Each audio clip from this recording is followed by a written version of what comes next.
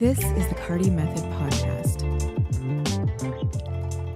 Hey, welcome to another episode of the Carty Method. Today, we are talking photo reviews. It is Tuesday. Tuesday is the day that I look at your portfolio images, and our portfolios are the most important thing, pretty much, that we put out there.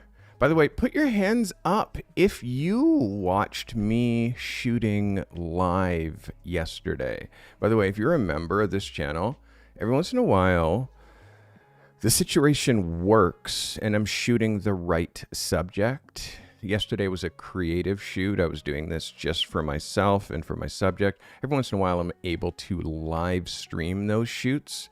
It's going to happen a couple times a month. If you're a member of this channel, you're going to get exclusive access like I gave you guys who watched me yesterday. I basically streamed the entire thing. You got to see me direct the model, come up with ideas, execute everything. And I started live streaming from the Uber on the way there. If you've missed that, it is in my members only playlist in my channel. Make sure you check it.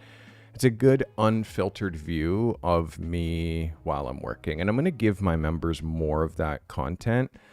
My members price has been $5 the whole time. I haven't raised my members fee, so be a part of it. $5 a month, you get access to all of my live streams, even the secret ones, all of my live chats, even the ones that are members only. You get the crown next to your name, you get the emotes, and you become a part of this amazing Carty Method crew. Bubba coming out hard with the gifted. Bubba, thank you for gifting a membership, my guy. Bubba, look at the smoke that I give you. Bubba, for giving the love. And yes, Bubba, right here, just gifted a membership to the crew. April Dalio, you just got gifted by the one and only Bubba. How about you keep that membership going, April?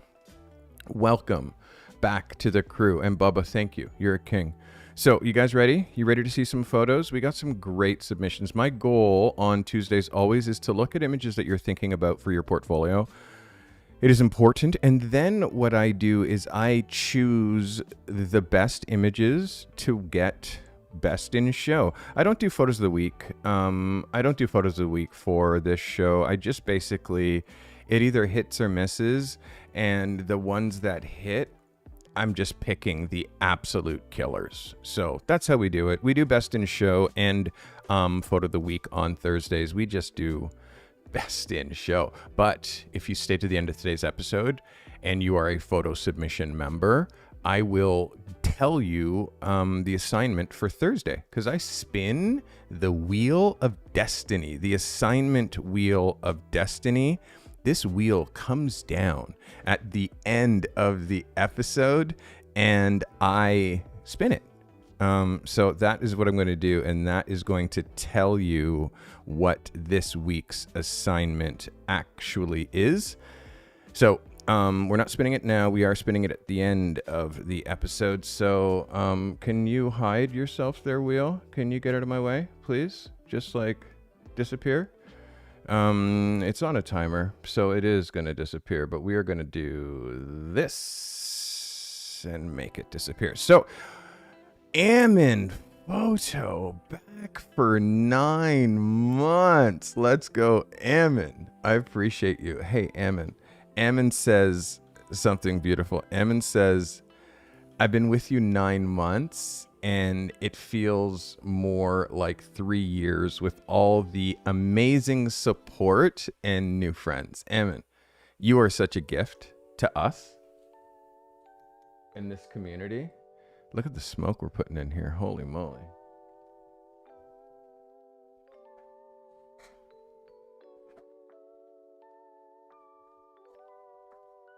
Whew. Ammon, smoky smoke for you. And Bubba, smoky smoke for you. Thanks, Ammon. Glad you're back, my guy. All right, let's get into our photo review. It starts with the one and only Torrance Davis. Torrance says this was taken at the awards ceremony for elite kayak fishing. I set up a backdrop and got a Godox A300 with a grid going. Fujifilm X-T3 with a 16 to 80 f4 at 31 millimeter. Shot at a 250th of a second at ISO 160. This is the one and only Torrance Davis. Torrance, let's go, Torrance. Really good vibe here. I mean, the only thing that just stands out to me right away is the reflection on the glasses. The reflection on the glasses has to do with his head angle and how low you have the light. You have the light low because, of course, you have to have the light low because he has a brim. And if you bring the light up from where you want it to come from in order to give you that molding in his face, see, this is the situation. You want him to wear this hat, but you also want to light him. And he has glasses. So the hat and the glasses, either the shadow comes down here and you have no reflection, but then you block his face, which is not really going to work either. So for me on this one, you see how we have just a little bit of shadowing on his face here. Just a little bit of, like, what I would do here is just move the light, because I'm going to draw your diagram. Here's your background. Here's your subject. Here's your camera. And here is your light source. Like, it is literally right beside you. I can see it's right there. So what you do is, instead of having, let me hide my camera. Instead of having your light source right here, you have your background, you have your subject, you have your camera, and you have your light source. Instead of being here, you have your light source being here. And that's going to give you a little bit more shadowing on the face. This nose shadow is going to push over and actually join that. And this reflection in his glasses is going to be over here. The reflection from his cap might push in a little bit, but rather than using hard light, because you're using hard light, which is a softbox grid,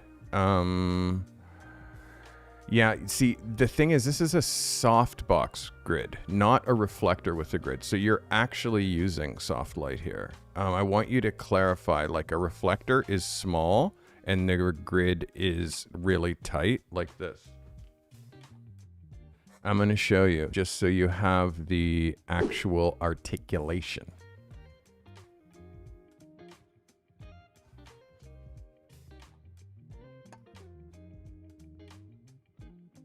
This is a reflector. So there's grids that you can get that fit in here. Okay. So this is a reflector. Now, I also have softboxes. The softbox, also, you can have a grid in front of that, but it's a different kind. It does the same thing, but a reflector with a grid gives hard focused light. A softbox with a grid gives soft focused light, if that makes any sense. So understand, you have to understand the difference. And when I thought initially it was just a reflector with a grid, but it turns out it is a softbox with a grid, which is a much larger source. Torrance, this photo is definitely, it's dope. It's dope. You have something, but this reflector is the catch light, this here is taking away from the catch lights in the eyes. So I want you to notice that. You also, another way is you have him just turn his face just a little bit off camera. Have him turn his face just a little bit off camera and look back at you. Now that changes the angle of incidence. So his lenses aren't dead straight, so they don't reflect back to camera. Everything about this picture is great except for that. The next thing is I want you to watch how his arms are like being cut out. He's a big dude. So hands on the hips is not how you do it. Like for me, hands in the pockets brings his arms in. Hands on the hips, I mean, the next thing is arms crossed. But the problem with the arms crossed is you don't see these sponsors and his name and all of this stuff that you want to see in the front. So that's Again, I understand why you have his arms like this. Arms behind the back is like another one, or arms behind his back low is another one. Just this crop is quite radical. The way that you're cutting his arms here, you can easily just back up and give a little bit more room to him. These are small things that I'm trying to help you as far as tuning this picture and making it even better. But for me, technically, this is a win. Like, you're pretty much there with the exception of this reflector. Remember, it's like fishing hats is pretty like this look is just pretty standard. It's just always tricky when you're using flash and there's glasses. For me, simple solution, just have the guy take the glasses off. Just have him take his glasses off for this picture so you don't have to change your light so radically, or you have to move your light a little bit from the side. I hope this helps you. That, my friend, is Torrance Davis. Well done, Torrance. Yeah, I mean, very, will this go in your portfolio? Yeah. I'm going to give you an 11 for this one. But I do want you to watch how closely this is cropped. This is one thing that I didn't touch on. I want you to look at this now as an 8x10. You can see as an 8x10 that this actually, how much we lose of this picture when you see it as now that's what it looks like as an Instagram post. So you're losing his left hand, which is our camera right. You're losing the fingers on his right hand. And this is all in order to not cut that cap. So you can see my suggestion of giving this man more space works on so many fronts. And it's a sure sign that if you're cutting his elbows when he's doing the pose that you want, that you're going to be too close. And that really just shows you there. So keep all of this in mind in future, Mr. Torrance Davis. Thank you for submitting. All right, guys, that was Torrance. Let's see. By the way, the subscriber count is just going uppity, up. And I thank you guys for that. And you guys can see this is OBS. This is how I run this whole show. You can see my audio and all of that stuff. My camera position, my desk, all of this stuff is a little out of sort. That's why this camera isn't exactly aligned the same way, because I don't like seeing that line right there. All right, let's get into our next shooter. And by the way, yes, if you've subscribed recently, thank you. I feel like it was just last week that I was talking about hitting 20,000 subscribers. Now we're very, very close to 22,000. It was all because of one video that I dropped, which is all about the secrets that people don't teach you regarding professional photography. That video is tracking, and thank you everybody who watched. I appreciate you. By the way, if I get 50 likes today, 50 likes, I'm going to gift 5 memberships. And also, if I get 5 super chats, I'm going to do a secret stream that's going to show you the stuff that I shot yesterday.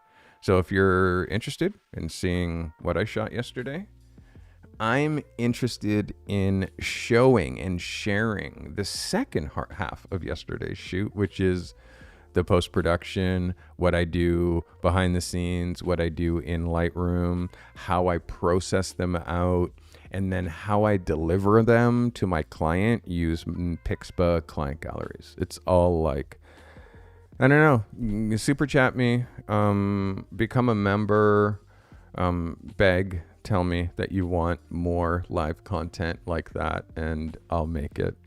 All right, guys, that was Torrance. Next photographer today is Nate Valentine. Nate says, hey, all, this week I am finally entering my first submission. Since my focus is music, I wanted to shift my portfolio in that direction. This is one of my top compositions from last summer, experimenting with spot metering. Thank you.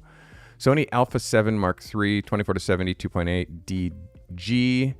At 42 millimeter, f4, 80th of a second ISO 1000. This is the one and only Nate Valentine. Nate, Right off the bat, my friend, I see noise, and I see like this technique that you're doing with making it black and white, but with the blue and white, and then with the green light. It's just too much, dude, for me. I'm sorry. Unless it's that's the light that's on him. But then if it was just blue light that was on him, like his skin, like, I don't know. I'm just confused, and I can't reconcile what's happening with the color balance within this photo. The grain for me is also like at an unacceptable level. Like, you're shooting with incredibly, hey, yo, Bubba, thank you. Bubba, by the way, sorry. Bubba just put $5 on the table because he wants me to do that live stream. Bubba, thank you for the super chat. I appreciate you. We're giving you the smoke, Bubba. Thank you, my guy. I appreciate you for doing that. It's very generous. Very generous. That is Bubba wanting me to do that live stream.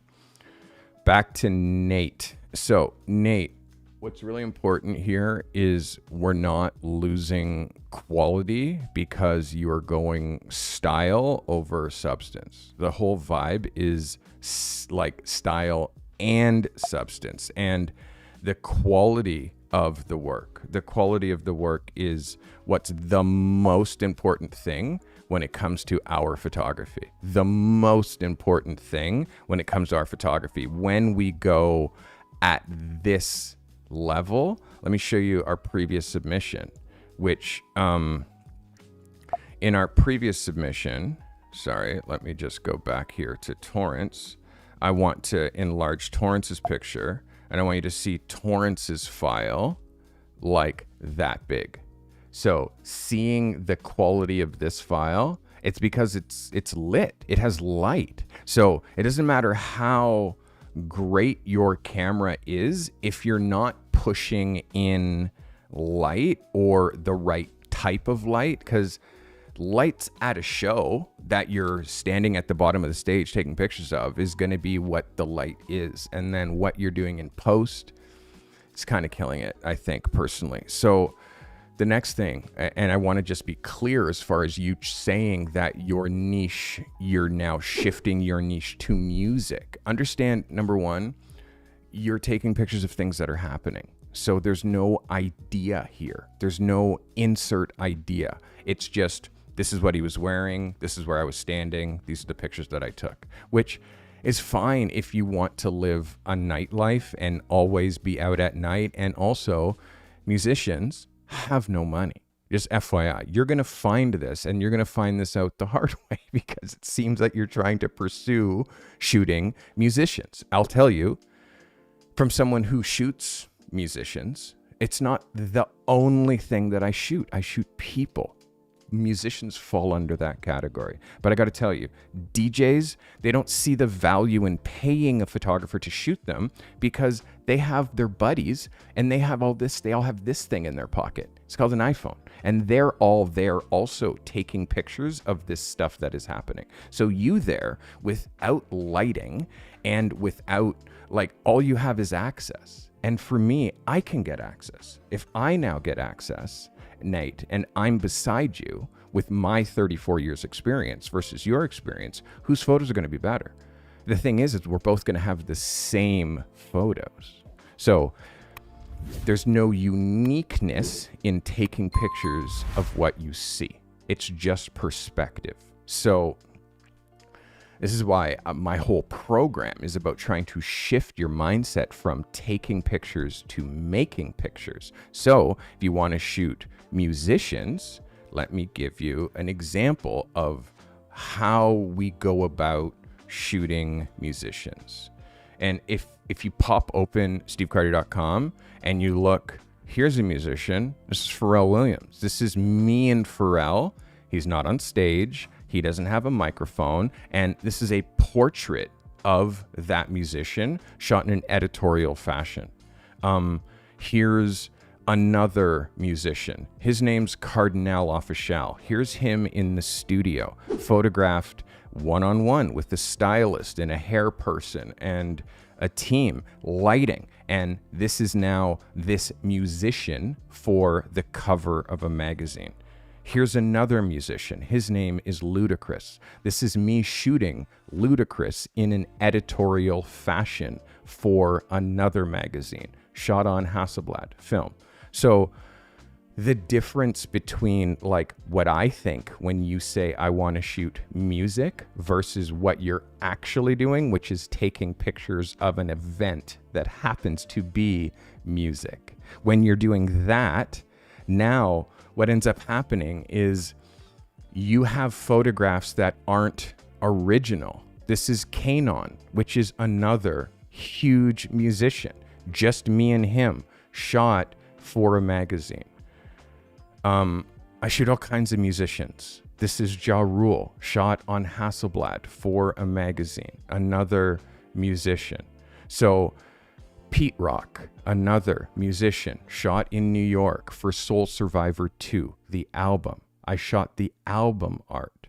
So do you see the difference, Nate, between my thoughts of shooting music and your thoughts of shooting music? It's totally different.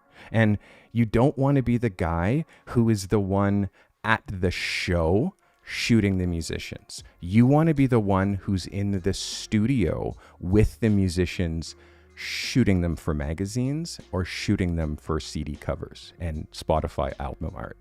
Do you see the difference? So going to shows and shooting bands is down here.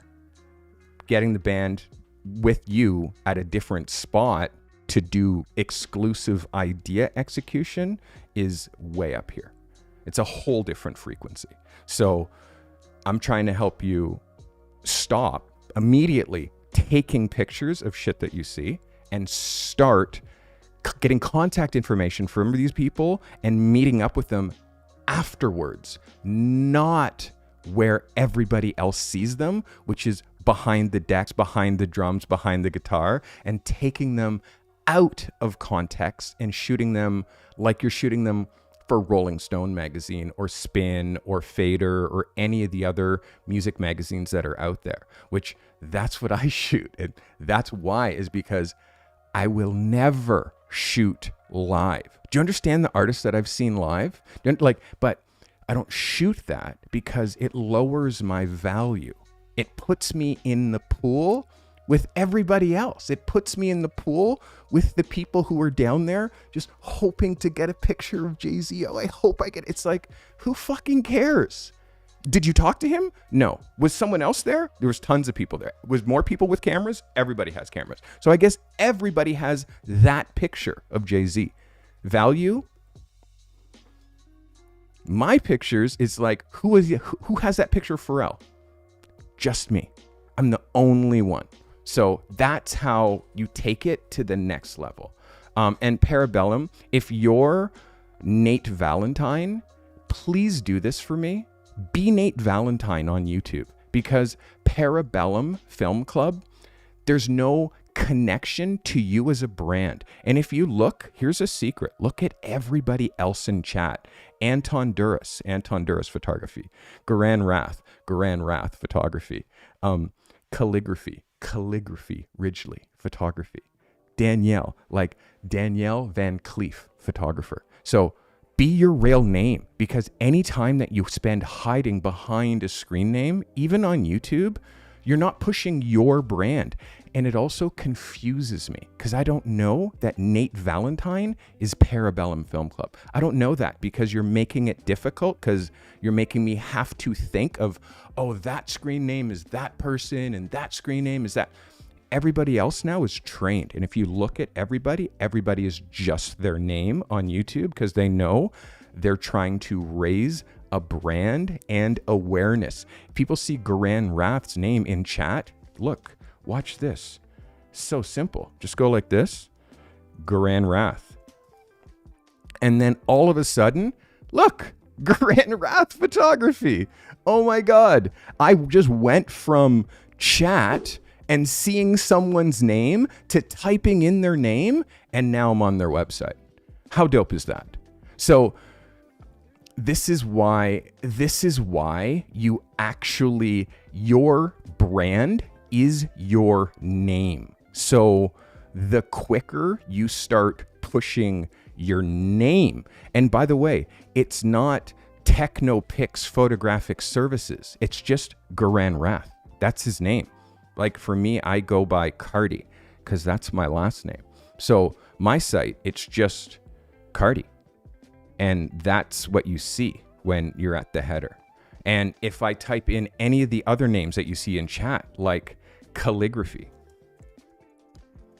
if I just type in calligraphy, I'm going to get calligraphy, I don't think I have his website yet. It's saved in my package here. Calligraphy, hint, hint. But yeah, guys, use your real names on YouTube, please. It's so helpful.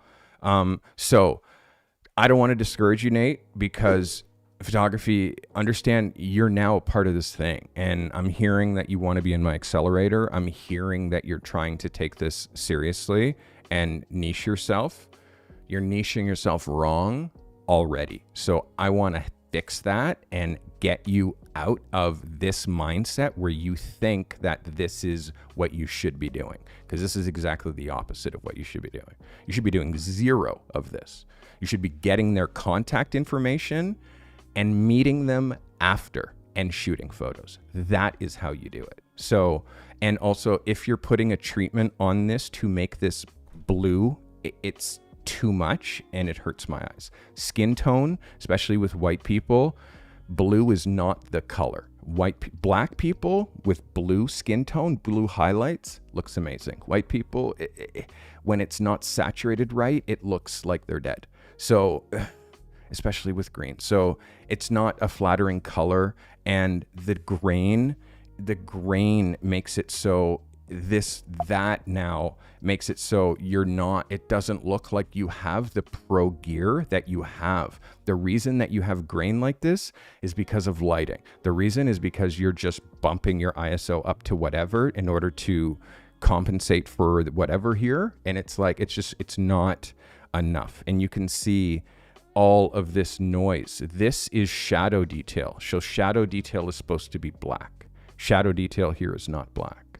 So all of this is like technical, and it's because you're in a situation where you have no control and you're trying to make controlled photos. And it's just a lesson of like, oh my God.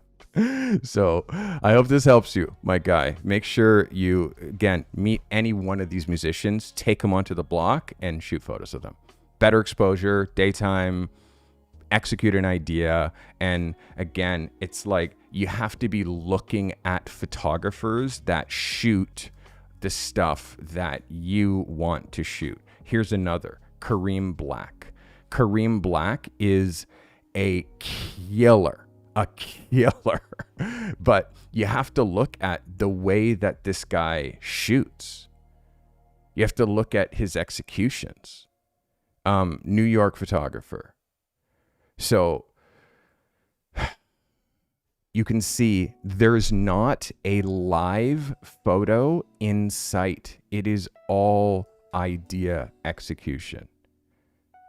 If you don't practice idea execution, you won't work. So, yeah, look at more killers. Seriously. This is Kareem Black. All right, I hope that brought you value, Mr. Nate Valentine. All right, let's see who's next on the list of photographers who have the courage to put their work on the table and have my eyes on it. Next is Kyle Gagne. Kyle says, shot this one of the weekend while messing around with artificial light, scrims, and reflectors. Attempted to focus and manipulate the light to not only highlight the flashlight. Sony A7 IV, Sony 90mm macro G, 2-second exposure, f16 at ISO 100. My man Kyle G shoots products in an environment. So he is an environmental product photographer. Guys, this is Kyle G. Kyle, this is killer. Kyle, this makes me happy. Look at this as a cover. And you can see this fits and works as a cover. I'm going to hide that cover, and I want to see this as a 4x5. If I was to make this a 4x5 frame, let me just, hello.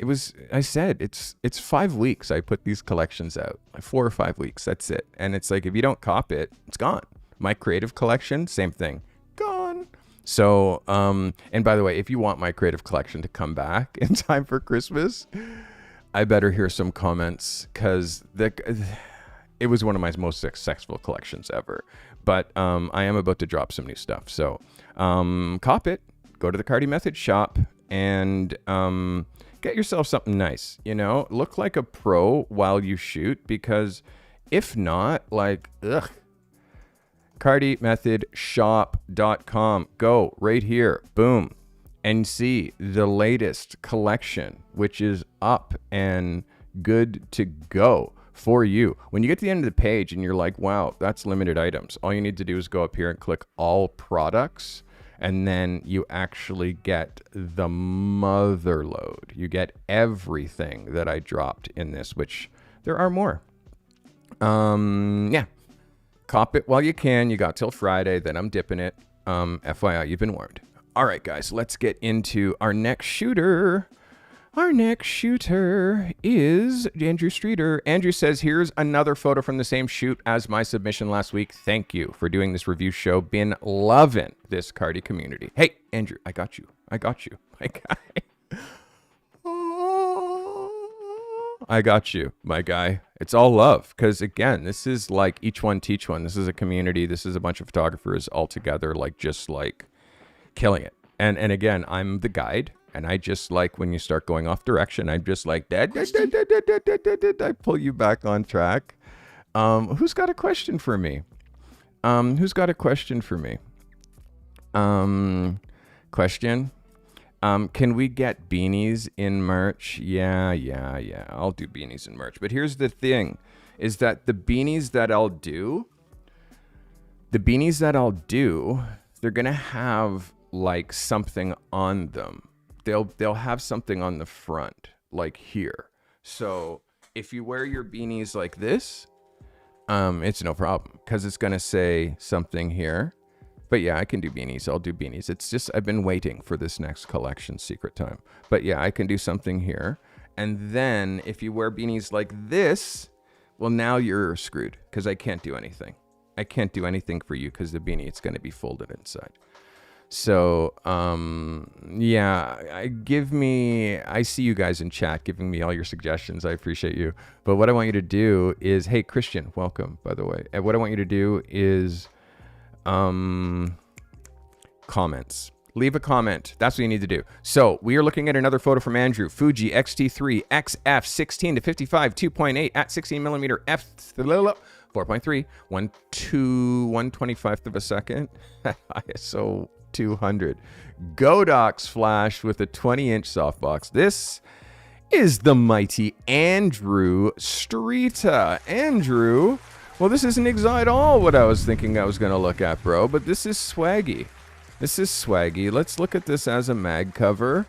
Yeah, this is a yes for me. What I want you to watch is exposure, because we have exposure here and exposure here. You can see the difference between these two exposures. It's the first thing that I see, because I'm a psycho. You're not going to see it like that, because you're newer. When you're, again, the even light on him is amazing, and the even light on him is amazing. The wide angle, I actually don't even mind, because you're able to get such strong depth of field. The placement, though, of this behind for me is a little distracting. It's a little distracting. Imagine on, like, if this was just a big sky in the background and there was none of this and the bush and the bridge and all that stuff behind. If it was just them in this pose, how strong that would be editorially. I'm going to show you this as a cover, and you can see, like, you left, like, the issues I have, the biggest issues I have are this line going through his head here, because tonally the jacket, we're not seeing enough separation from the jacket to here.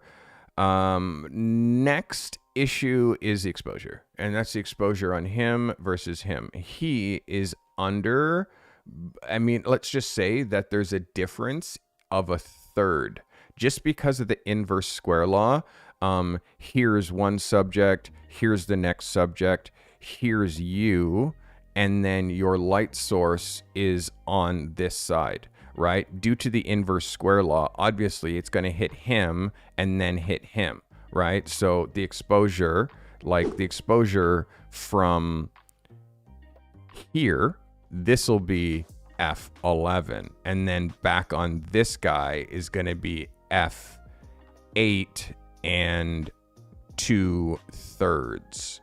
So this is why this is bright and his forehead's burning out there, but not burning out up there. So this is because these two guys are staggered. You have him at this plane and him back here at this plane. And not only is there a height difference, there is a distance difference between these two guys. So the distance difference, whenever you're shooting two, you have to have them on the same plane. Because then when you're lighting them, the difference between here and here is way less. Like that'll be like 2/10 of a stop, which will be, but you have it like way more extreme. So the height of the heads,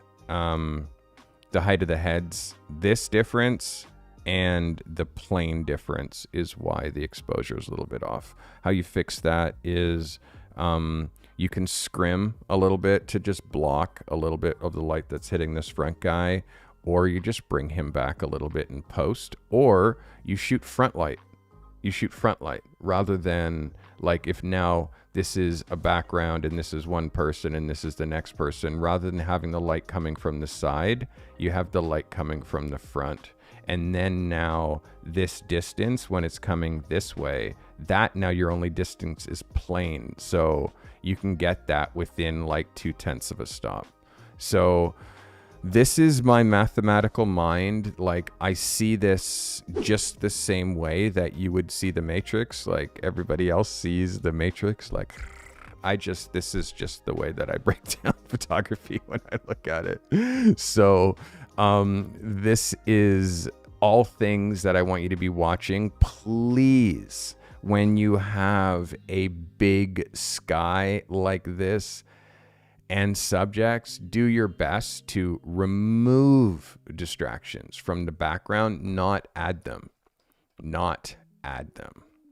Because when you're adding distractions, you're just taking me away from the shoes. You're taking me away from the nails. You're taking me away from the sunglasses and the nose ring and his earplugs and these shades. You're taking me away from this ring and the texture in the glasses and his cuffs and his socks. You're taking me away from all of that stuff because I'm looking at all of these other textures and all of these other colors and all of these other lines and all of these other distractions that I'm seeing through the photo. So don't remove distractions. Don't add them. I hope that helps you, Mr. Streeta. Your first picture that you sent is stronger. If you have these two guys together without like breaking all the rules that I just showed you, then that works for me. But I need to see another edit because for me, there's too many people. I mean, there's too many distractions. The two people is fine. And the way that, like, the funny thing is though, is like your body styling is pretty on point. Like the body styling is like the swag with the body language and the hands and like this and like you have swag and like that swag, you can't teach swag. You know what I mean? You can't teach swag, but I have swag, clearly. I'm just going to help you tune it. I'm just going to help you tune your swag. So it's like practical swag is basically, it's like practical swag. If that, hey, iBoy Tech, welcome. Thanks for subscribing. Hey, are we at 22,000 yet? Look at this. We are almost there at 22,000. That makes me so happy. We're going to hit 25,000. We're going to see if we can hit 25,000 before the end of the year. That would be crazy. Help me get a silver play button, baby. We're trying to do that, right?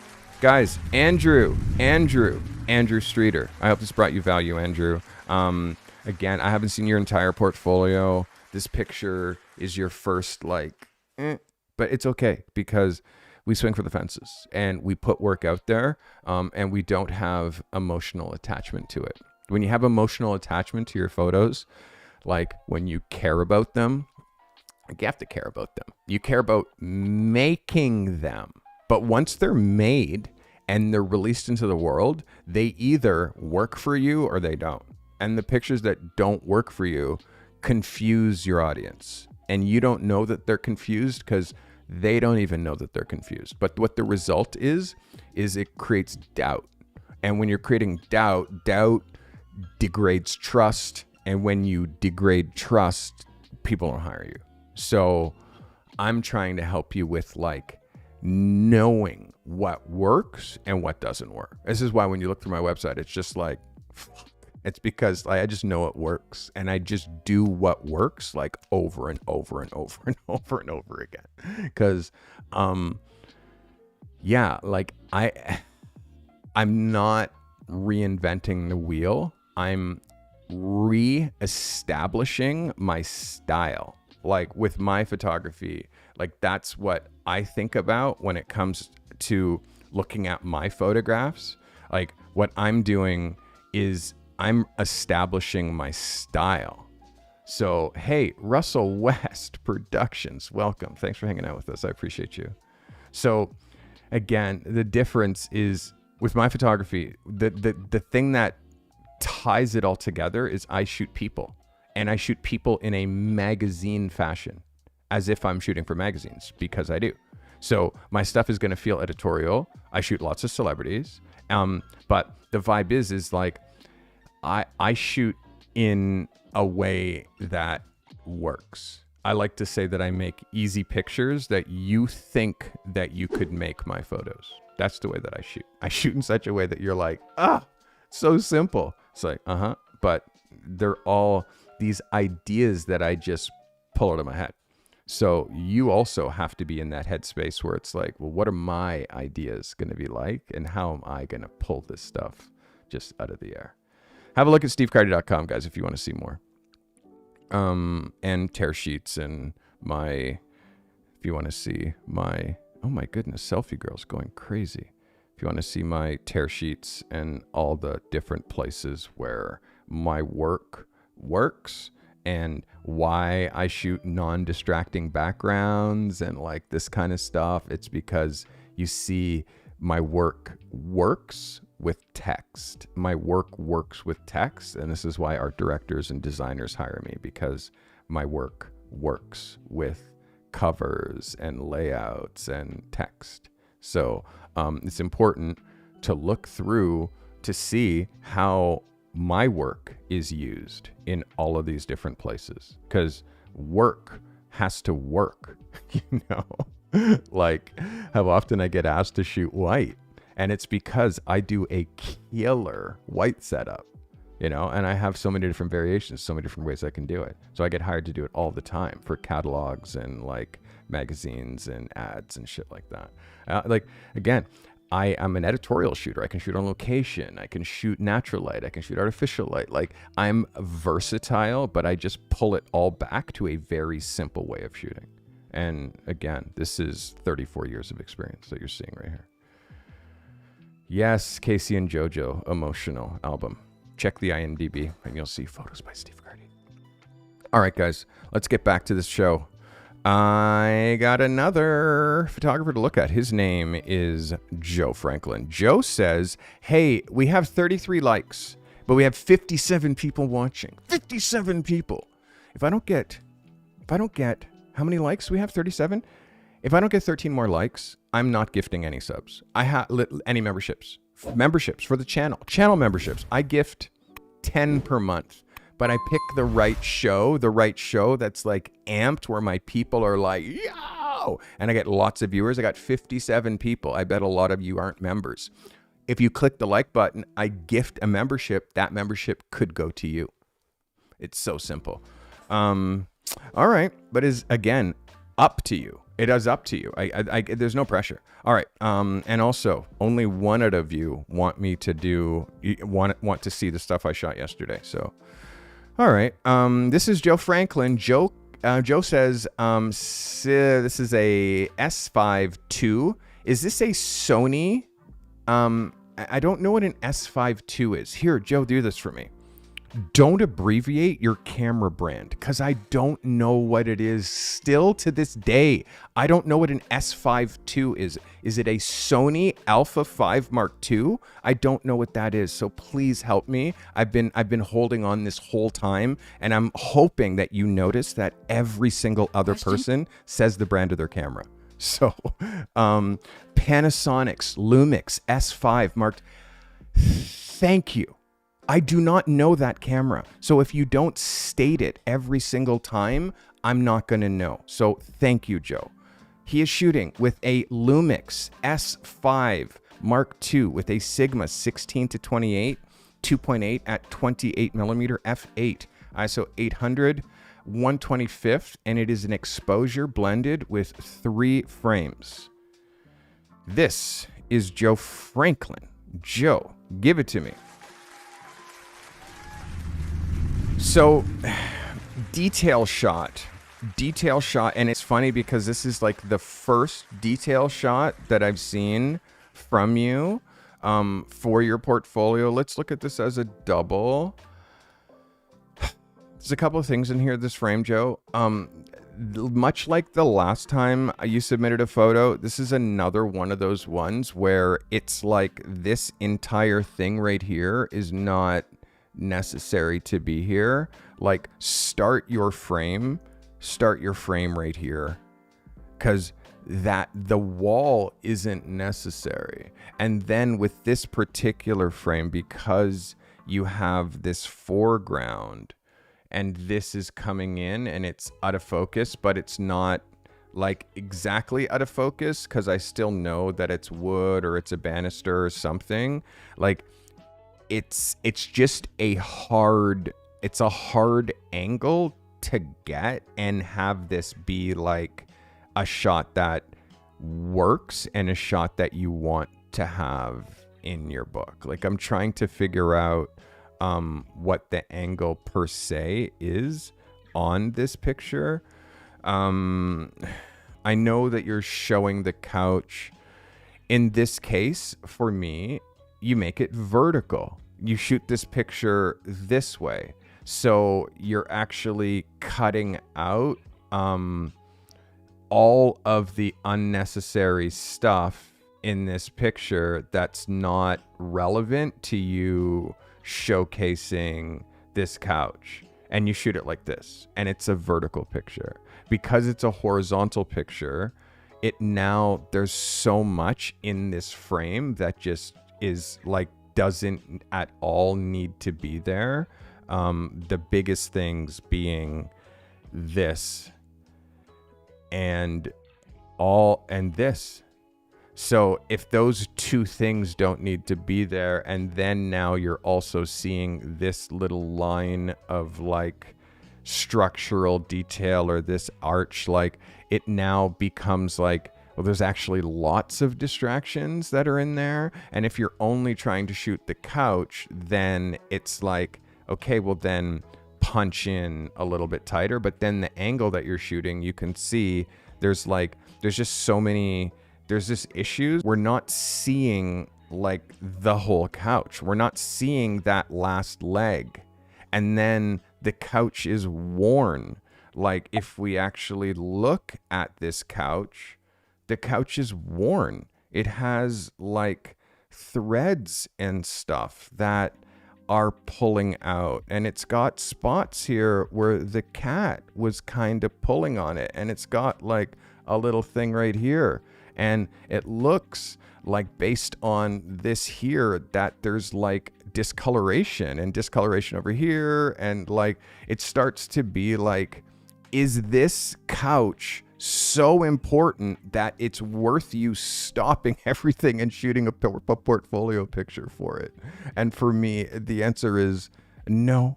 No. Like, we're shooting the house, and if you're going to shoot a detail, this couch isn't the detail, because sadly, I think it's tacky. So these are the things, like when it comes to interiors, like the hard thing is like, interiors, it's also like there has to be a taste thing. Like, is it like interiors, like some people's taste with how they style their homes is just tacky because they're not looking at Architectural Digest and like that kind of stuff. So for you need to be looking at like really high-end homes and how they're styled and how they're shot. A great example would be to just do a search on Behance. That's pretty much the easiest, quickest, fastest way to do it is to just go on Behance and search interiors photography.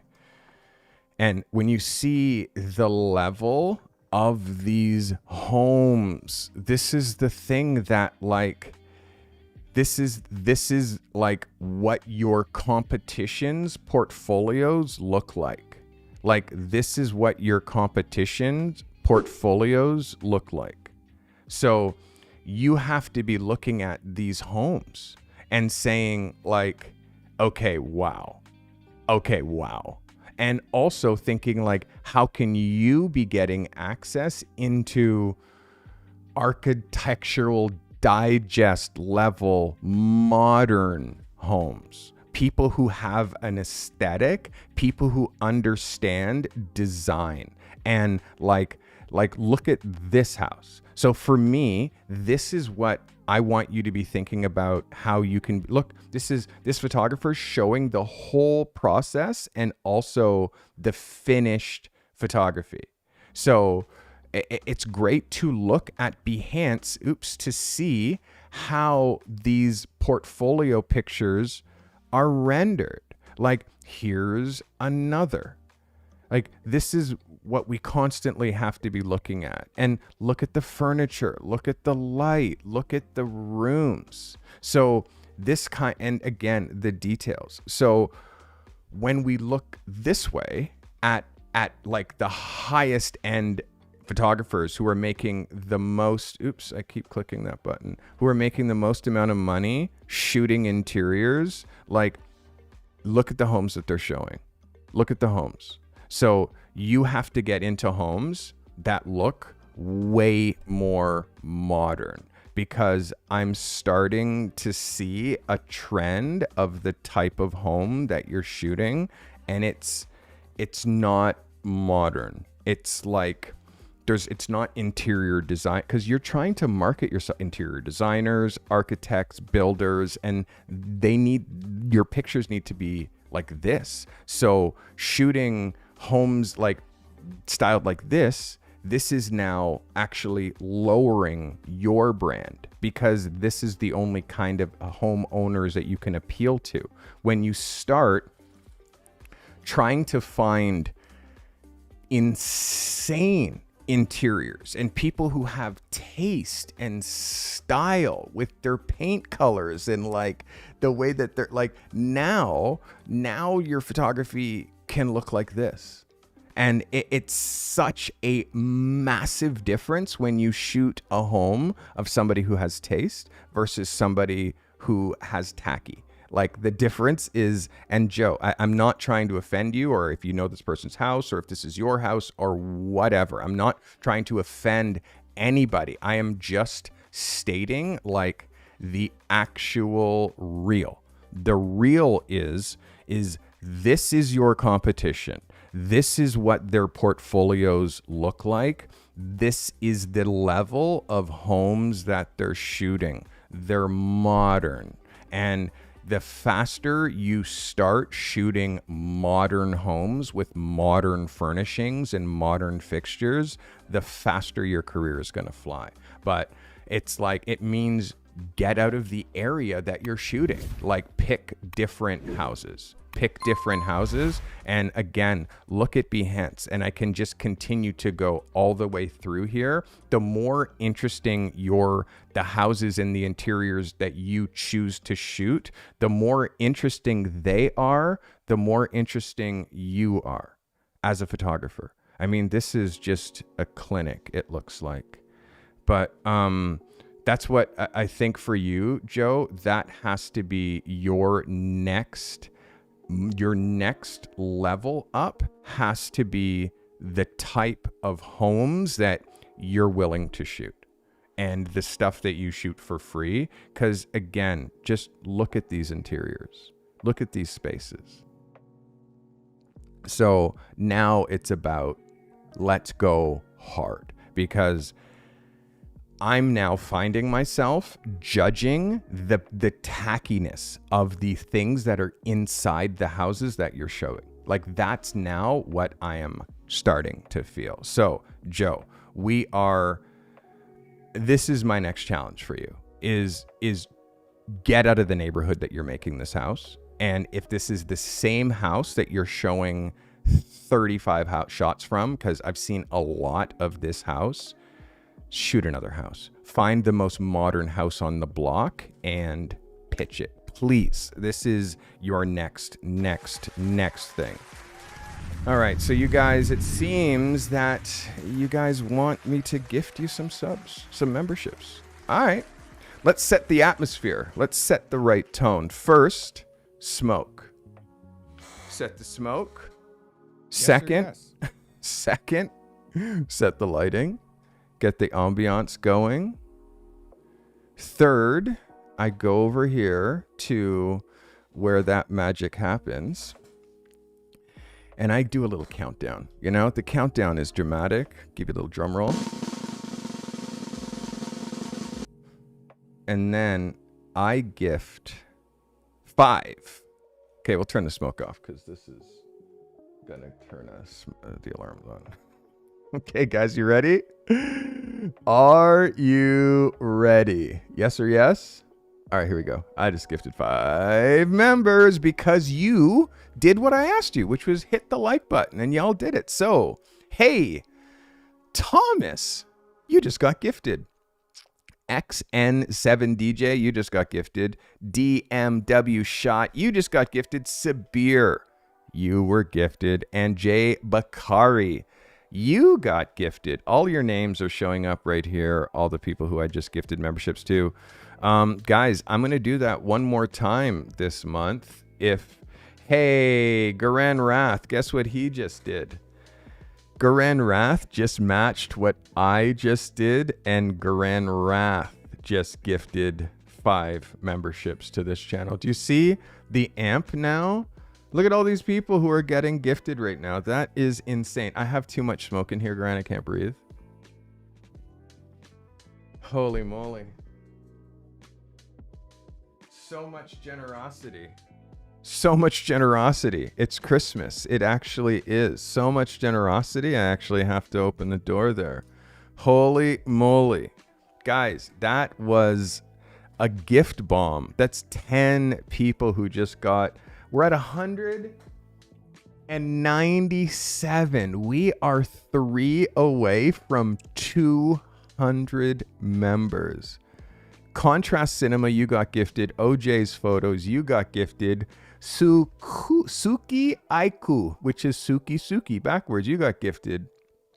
POV Photography, you got gifted. And Cinematic Bird, you got gifted, all by the one they call Garan Rath. Super generous, working for the crew.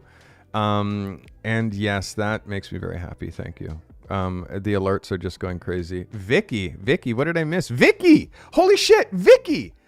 Oh my God, Vicky just gifted 5 memberships. Yo, Stymats just gifted 5 memberships. What is happening here? What is happening? Okay, Vicky. Thank you for gifting 5 memberships. Mike Stymats just get... Do you see what I'm saying? Like I said, my crew is the most insane people that you've ever seen in your life. Do you see all the stuff that's happening on my screen right now? Oh my God. Mike, thank you. Vicky, thank you. Garan, thank you. Bubba, thank you. Like I'm blown. Oh my God. I'm just blown away here. Blown away. Are you telling me it happened again? Andrew Streeter.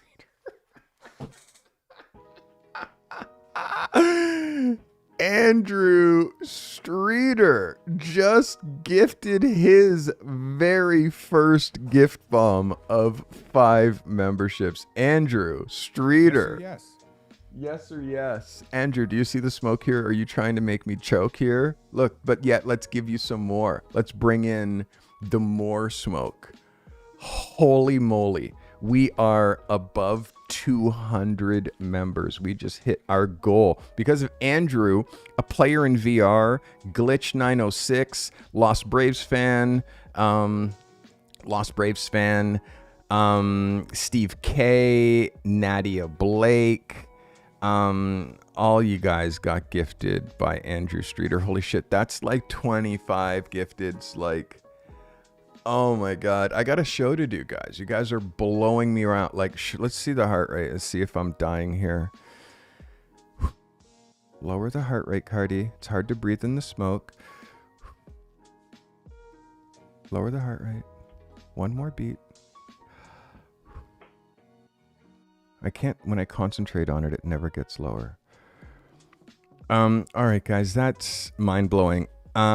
Joe Franklin, you see, look on Behance, really get into, I need you to shoot a modern home. It's going to change the perception of your work in the marketplace. Seriously, it's going to change everything.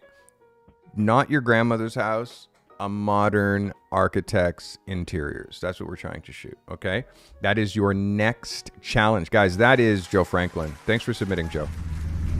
One of my accelerator members. Next. Oh, is there any money in capturing fashion shows? Michelle Thomas asks in chat. Michelle, let me find your question. Michelle, I'm not sure how I missed your question. It always helps if you super chat because it like highlights your question or hit the queue or something like that. So like I completely lost. I can't even find your question in chat, like scrolling.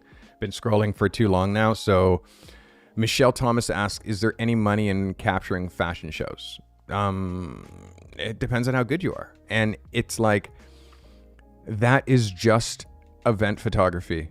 It is just event photography. Swap out DJ for fashion show, for live show. Like it's just, you're showing up at an event. That event is a fashion show. You have a camera. You're hoping to fight for position at the end of the runway. Like there's people who that is their living. They're already connected with all the designers, all the magazines, all the fashion houses. They fly from Milan to New York to Paris to like people who've been doing it. They have 20 years seniority, all the credentials, all the media credentials. You'd be starting from nothing and also making pictures that like are only valuable during that season. Guess what? Next season, that stuff no longer relevant. So the work that you're making is irrelevant every 3 months. Again, sound sexy? Sound sexy fighting for a position, meaning if you're 3 minutes late or the designer doesn't know you, you're not going to get that spot. You're going to be over there, which means all your runway shots are going to be offset. They're not going to be dead on, which means no one's going to buy them. And the whole thing was a waste of time. Like, if you want to be a fashion photographer, that is a totally different thing. Again, what market do you live in? Do you live in Milan? Do you live in London? Do you live in New York? Do you live in Paris? Do you live in one of those markets? If you don't live in Milan, New York, Paris, or London, it's incredibly hard. You like to be a fashion photographer in not a fashion market where there are stylists, makeup and hair, models, agencies, and clients. Like if you're not in a fashion market, the question was, is there any money in? Which again, is there any money in says this: you're looking for something to make quick money in regarding photography. There's no such thing.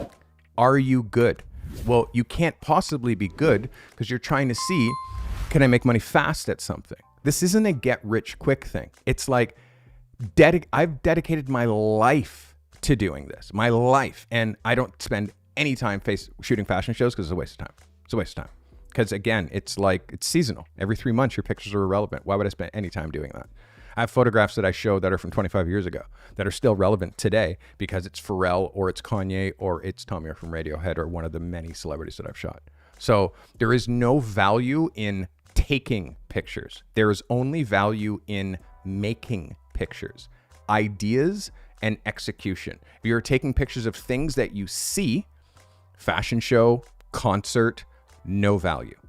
Just saying, and I'll say it again clearly, because you're competing with people who have these. Everybody has an iPhone, and they can get their work out faster than you can with your DSLR. So, is there money in fashion? Like, if you're asking, is there money in your motivation for photography, Michelle, is wrong. You're trying to build a career, a lifetime thing. Thinking, is there money in it? Well, be a lawyer. There's lots of money in that. Be in finance. There's lots of money in that.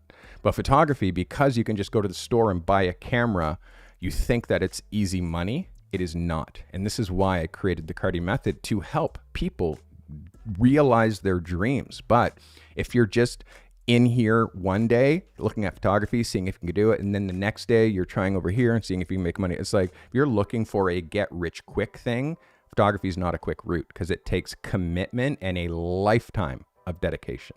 So I hope that answers your question.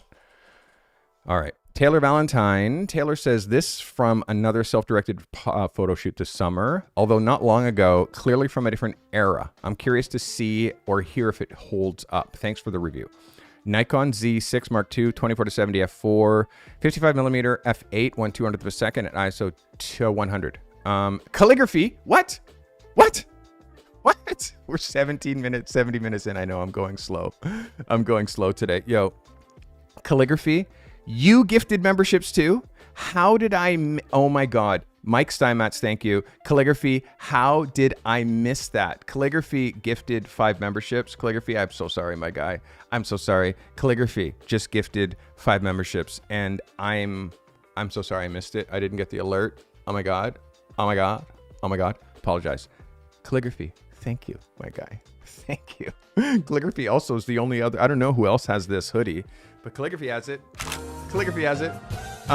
Yes, my guy, Calligraphy. Thank you. Gerald, you got gifted from Calligraphy, and Dan Wilder and Timo. Where's that guy been? Timo got gifted. Aravind got gifted, and Tavi Jinu, you got gifted by Calligraphy.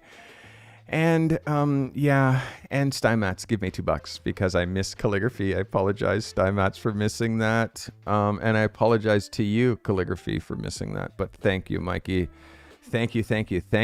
All right, let's get into our next photographer, Taylor Valentine. So Nikon Z6, 24-70 f4, 55mm 1.8, 200th of a second, ISO 100. This is Taylor Valentine. Taylor. It's a little meta because it almost looks like the shot of them on, like, you're taking a photo of someone else's photo, Taylor. Like, when you really think about this, like, your photo is not this photo. So it's just a little meta because you're shooting someone else's work because that photo is so predominant on the packaging. Any other package, like literally any other package but this package, because this package has a photo. The photo's not yours. So essentially you're copyright stealing this guy's photo because you're including his photo in yours. For that reason alone, this is a no. How you want to do this is your photo, and you create your own fake packaging, and you make this photo and you make it so the package is like, it just looks like you've placed this and you pull this package out and there's the shot. Like, some sort of continuity between, which is what I thought you were kind of doing. But the more that I absorbed this, it realized that it's just, no, this is just you taking pictures of someone else's photo that happens to be in a similar-ish location. So for you to not get sued because you do not have copyright to use this guy's photo, this is a no. This is a no, Tyler. This is a no. You can't do that. You can't take someone else's work and photograph it and then call it your work because yours is the whole thing. That's No. Please don't use this for your book. And again, if you're seeing something that is like this or an idea like this, when you're seeing a painting and you're taking a photo of someone's painting, it's like you're shooting someone else's artwork. Oh, I saw this cool sculpture and I want to take a photo of this. It's like you're shooting someone else's artwork. Like how many different ways do I have to say it? This is someone else's work. So although it's your photo, you're taking a picture of someone else's work, you can't do this. Please take it out of your book and don't do it again. I hope that clarifies. All right. That is Taylor Valentine. Taylor, did you miss something? Yeah. So this is our next photographer. Our next photographer is Mike Lilly. Up for consideration this week is okay, am I off? Bag of camping food in nature. No, I'm not off. Okay, so let's go back here. Question? Okay, yes, question. Who has a question? Vicky. If you wanted to submit a photo for a book or calendar, I'm thinking about creating with a self-portrait series. No, that's fine. It's totally fine. Vicky's saying that she wants to submit a photo that she's thinking about for a calendar or a book that she's creating. Yeah, you can submit that. It's totally fine. And there's no stupid question. It's totally fine. All right. So that was Taylor Valentine. This is Mike Lilly. Up for consideration this week is a shot I made of the Seminole Hard Rock Hotel and Casino in Florida. Thanks for always your indulgence and support. Sony A7 III, Sony A7210G at 200mm f8 1/400 of a second at ISO 100. This is the one and only Mike Lilly. Mike, yes, Mike, this is a yes for me. Exposure's a little low. I want you to watch that. The exposure in here is low. We're going to call this under by a third. So give me a little bit more exposure. I need more exposure and detail in here. I need more exposure and detail in here. I need a little bit more exposure in here. So yes, overall, this is a yes picture, but this is under from a third to a half of a stop. So fix that. And this is a yes. Let's look at it as a cover. Yes, super dynamic, but you can see it feels a little bit muddy. That muddiness that you notice is exposure. Let's look at this as a 8 by 10 or a 4 by 5 crop. We'll just pull this down here, slide her over here.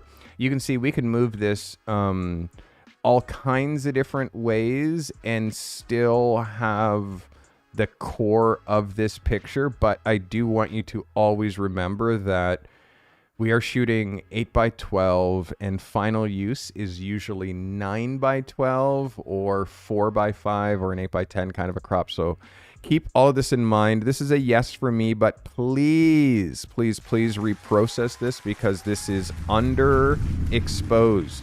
I will give you an 11 on idea, but exposure, just fix that exposure. That has to be fixed in order for me to give you full accolades. But yes, this is a portfolio picture. Mike, well done. Exposure, just nailed that exposure. I've been told by my producers that I'm just lollygagging today, and you know, I'm at 70 minutes in and I have so many photos to look at, so we're going to amp it up a bit. Okay. Welcome to Carte Method Magazine, where it's your one and only ticket to travel stories you won't find anywhere else. Our November travel issue invites you to the Buddhist temple perched on a small hill overlooking the Mekong River near Pak Si town. So, large golden statue of Buddha, Sony A6600, 18 to 50 millimeter, ISO 100 to 8 at 3200th of a second. This is Anton Dudis. Anton, let's get it on. Yes, Anton, I feel like I looked at this picture recently because I did do a bit of a portfolio review with you.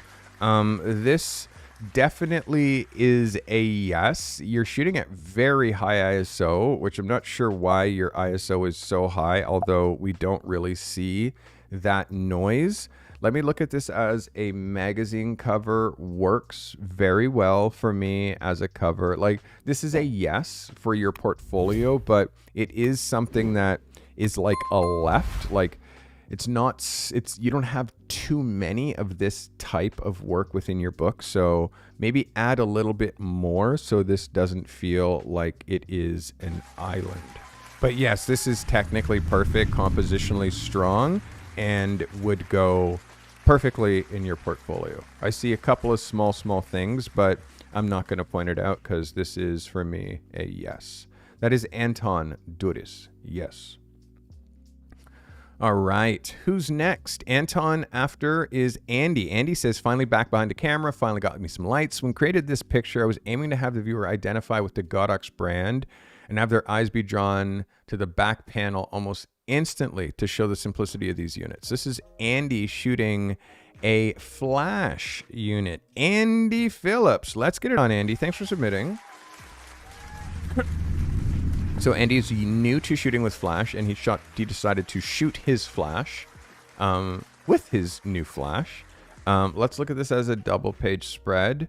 So you can see where the gutter falls. I would really love to see, if you're trying to now do this, is you have this centered, like a little bit more here, centered, you know what I mean? And then this, obviously, you have this a little bit more centered, and it's because you're shooting this is a very tricky shot to do as a horizontal between two pages, as you can see clearly.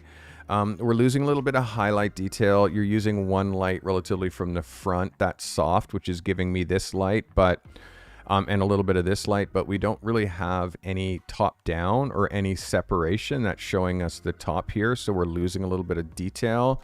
Exposure wise, it's also a little bit under. I want you to make sure that you have a light meter now that you're using these lights. This is kind of close. We'll call this under by about 2/10 of a stop.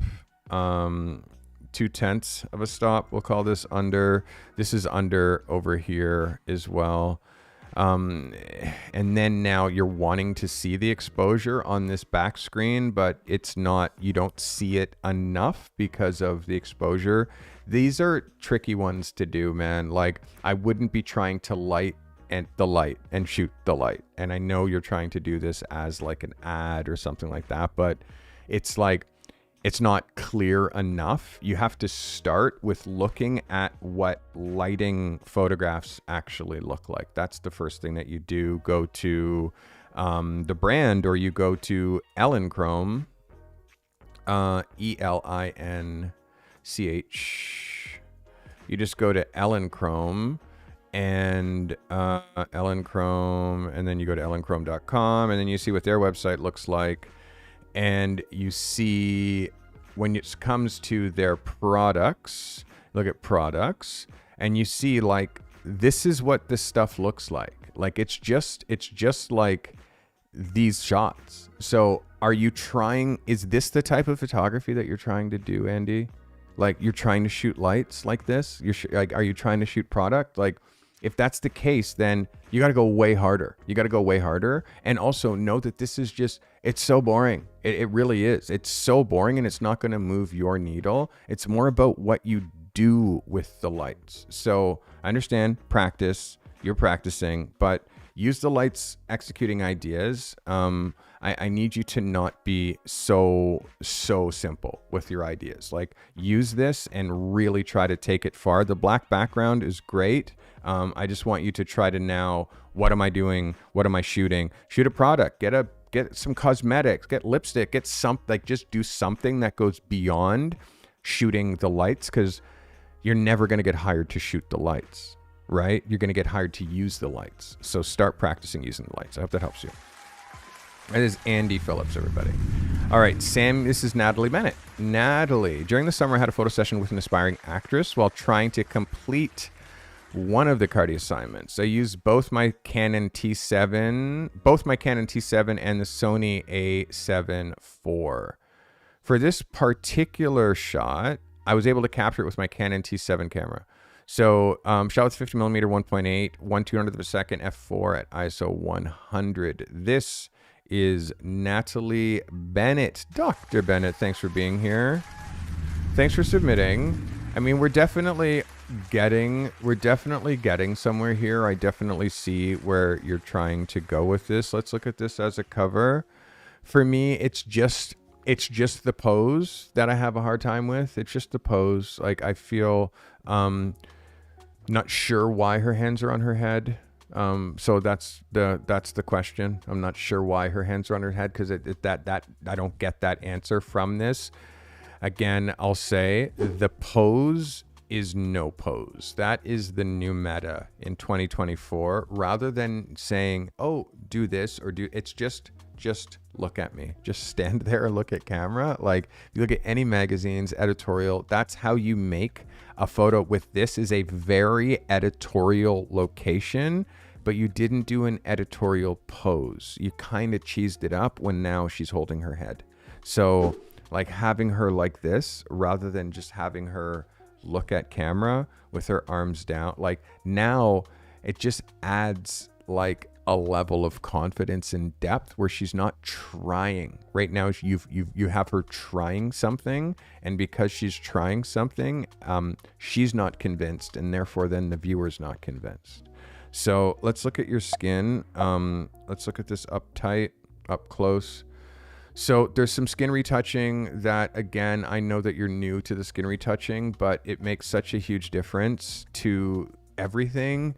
Lip line and stuff like this. This is all stuff that when it comes, like your photography, especially shooting people, is all based on who's in front of the camera. So I want you to work on skin retouching. This is an easy shot that you can practice on.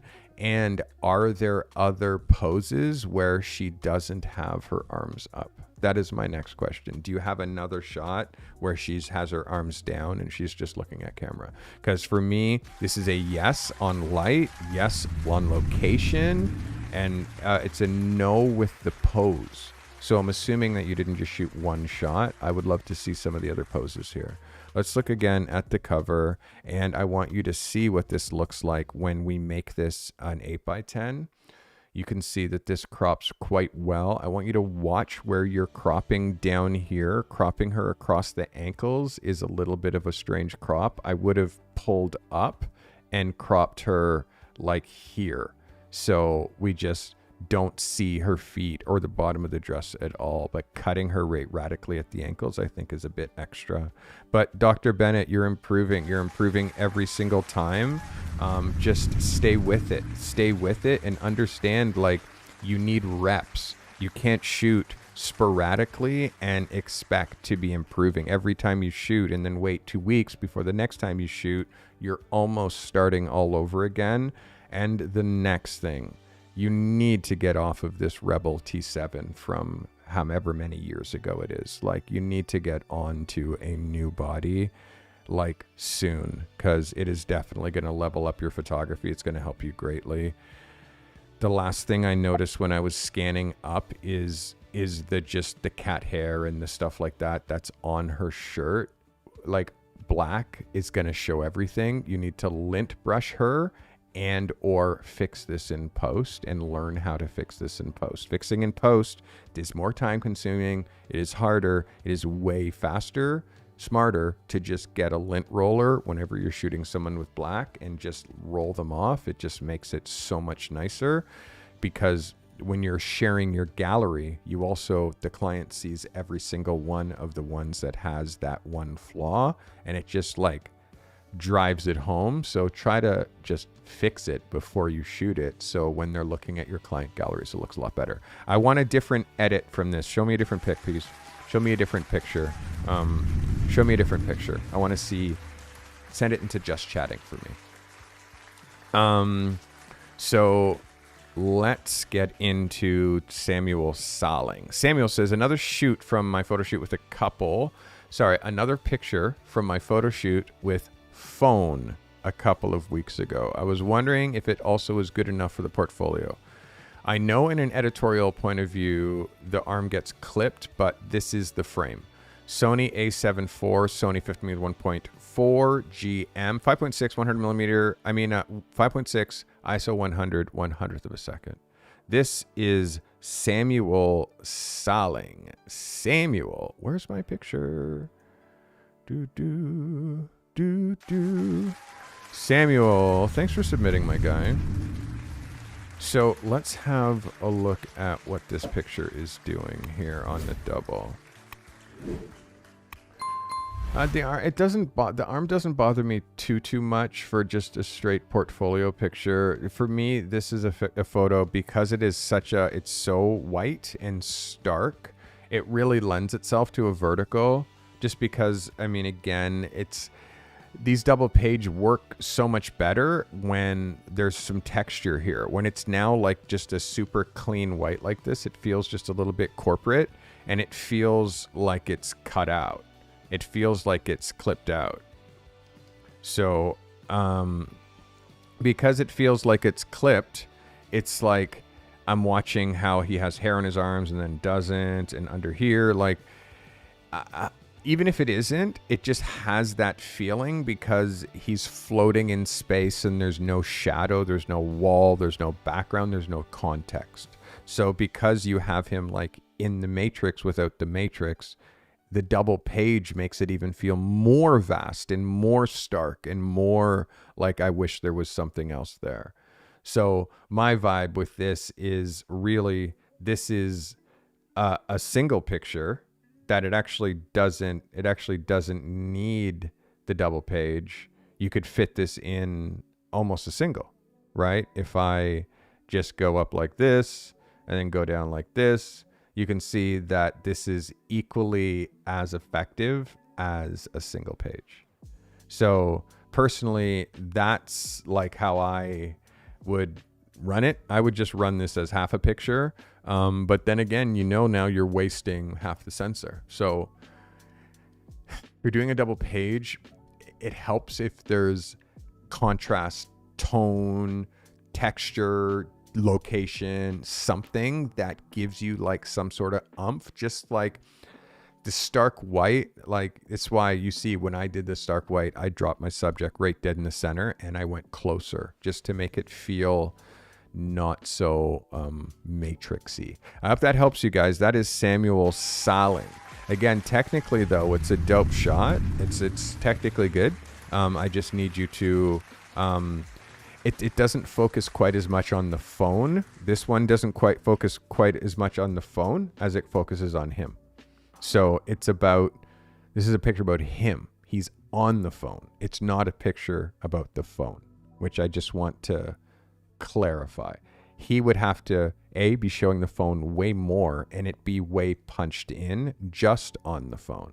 Then it would start being more about the phone if it was punched in like way more on just this. Now that's about the phone. You see the difference? Now that's about the phone because it has nothing to do with him. You know what I mean? Now that's about the phone, but it's not cropped like this. You're including him. So this picture sadly it's about him. I hope that clarifies, guys. That is Samuel Saling. Samuel, I'm not, again, vertical. Yes. Double. I don't really think so. I hope that helps. I hope that helps you. All right. Reset. Let's see what this button does. This podcast is brought to you by Carty Crew merch. Every piece you see, designed by the photographer you're currently watching. And let me let you in on a little secret. Meticulously hand-stitched by the arthritic grandmothers of our very own viewers. Well, what? This creative community inspired this entire line. Your zeal for artistry, your tireless dedication, and your individuality shines in every stitch and design.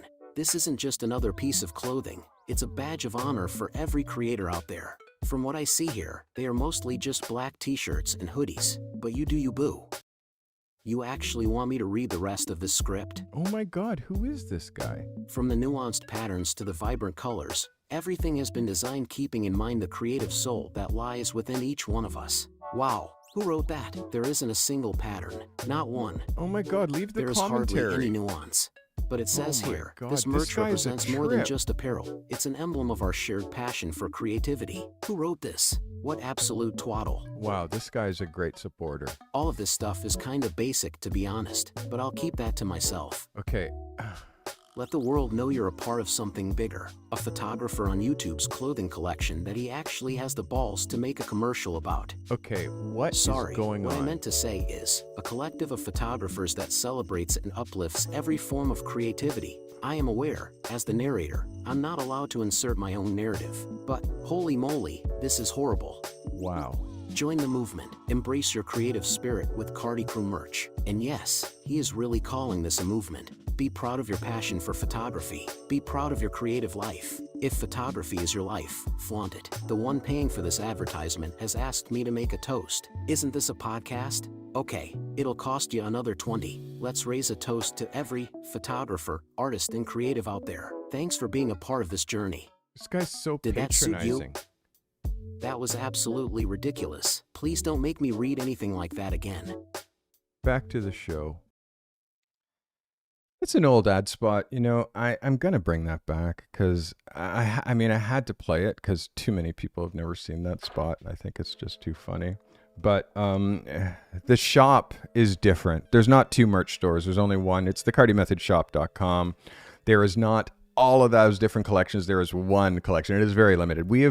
I've been doing merch for like 4 years now, and my merch is just so good now because I've been doing it for so long and I've gone through all the process. And it's just nice for me to see that spot again that I shot like 2 years ago, to see how my shop has evolved and how my merch has evolved. It's like fall 2023, says Salim. Fall 2023, so a year ago. So yeah, it's nice to see how far the show and the merch has evolved. I hope that brought you value, Samuel. That was Samuel selling, everybody. Yeah. All right. Let's get into Doyle Daniels, man on the left. Hello, Carty. I have a photo I'm not sure about. It was supposed to be a test shot for lighting, but as it turns out, roosters don't like strobe light, and they went pretty crazy after 2 photos. This being the second one. The end result's a portrait that wasn't fully dialed in, but I still really like it. I'm submitting it here to see if it's actually good. Z8, 50mm 1.2, 5.6, 30th of a second, ISO 64, strobe and reflector setup. This is the mighty Doyle Daniels. Doyle, there's something here, man, and I definitely see what you're trying to do. I have a couple of issues. The light is coming from low. You're also coming from low. The shadow is quite ominous, like back here, and quite dark, meaning the flash power is like really jacked, which is giving you like such black shadows. But the swagger in this guy's face, like the look on this guy's face is kind of something, you know, looking at it as a double page spread is kind of something. The fire in the foreground, like I'm kind of like the texture in the background, like where we have room here for copy. Like I kind of like, again, the biggest issue that I have is the underlighting. And again, it's underlighting is whenever you're lighting lower than the subject's head, you can see how you're pushing the shadow up. Light travels in straight lines, so therefore now draw the line from where this shadow goes to the tip of his nose, and you can see the light is coming from low, and you can also see the catch light in his eyes is at 8 o'clock instead of 12 o'clock or 10 or 11, right? Which that would have moved this nose shadow down here, right? It would have been like this. The nose shadow would have been down here. So your light placement, Doyle, you can see this shadow on his face, and I want you to be, when you're lighting, this is the only thing that you're looking at is the nose shadow. This is what you're looking at, the shadow on the nose. What is that doing? Is it joining this shadow? Is it leaving a pocket here like Rembrandt? So you could have Rembrandt lit this so easily, so easily. Also, his head angle is up, and you're aiming up at him because you crouch down and you're like, so again, try not to do that too much because it distorts everything. And the uplighting, try not to do that because we don't do that. It's not flattering to have a flashlight under the chin and light upwards. We light downwards. It molds the face, it shapes the face, and it makes the face look more flattering. So you're breaking all kinds of rules with this. Christian, thank you for being here. You're breaking all kinds of rules with this, and I want those rules to be locked in. You need to lock them in. Let me show you again as a double. I'm gonna say yes. I'm gonna allow it. I'm gonna allow it.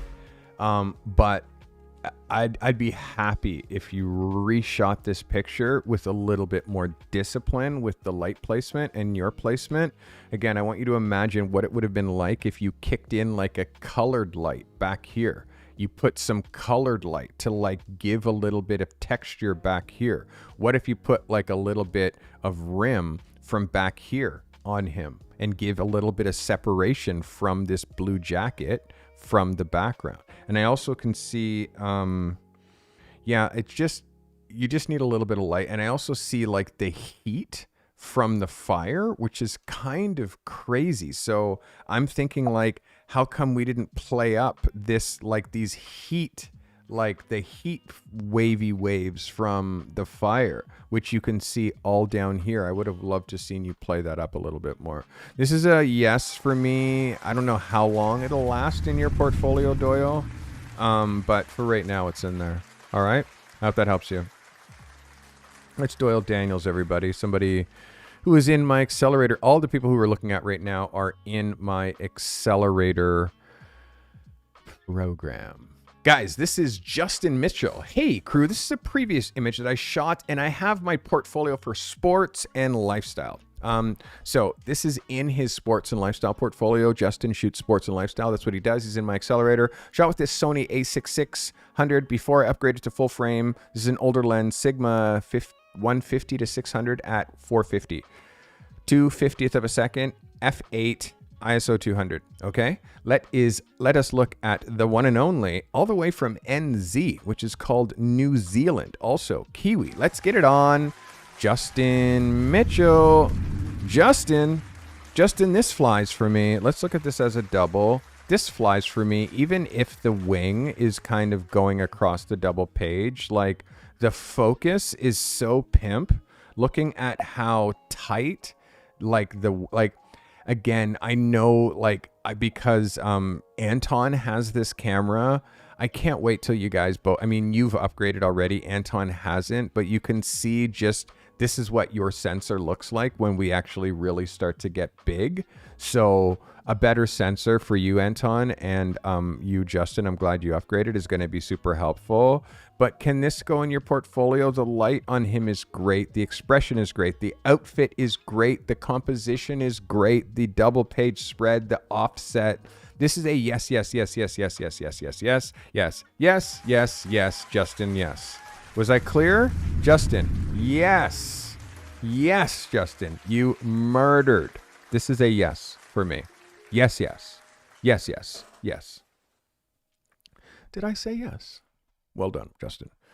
Again, look at the horizon line. Look at all the things that make this photo work, man. I want you it's like Justin shot this before he met me, but you were still doing all the right things, which is loverly. Let's look at the things that you were doing right. Look at this. Low horizon line, not horizon line across the 50%, but he cut his frames into quarters. You see that?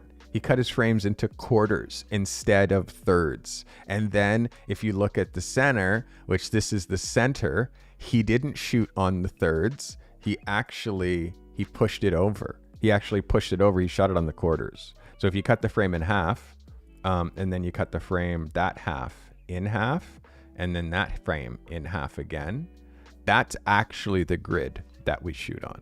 It's not a 3-up, it's a 4-up. And you can see he actually did this. And when you see what that looks like on a double page spread, you can see no shit, Carty's actually totally right. This is actually how we're supposed to do it. You're supposed to shoot, when you shoot horizontally, you divide your frame in half, and then you divide your frame in half again.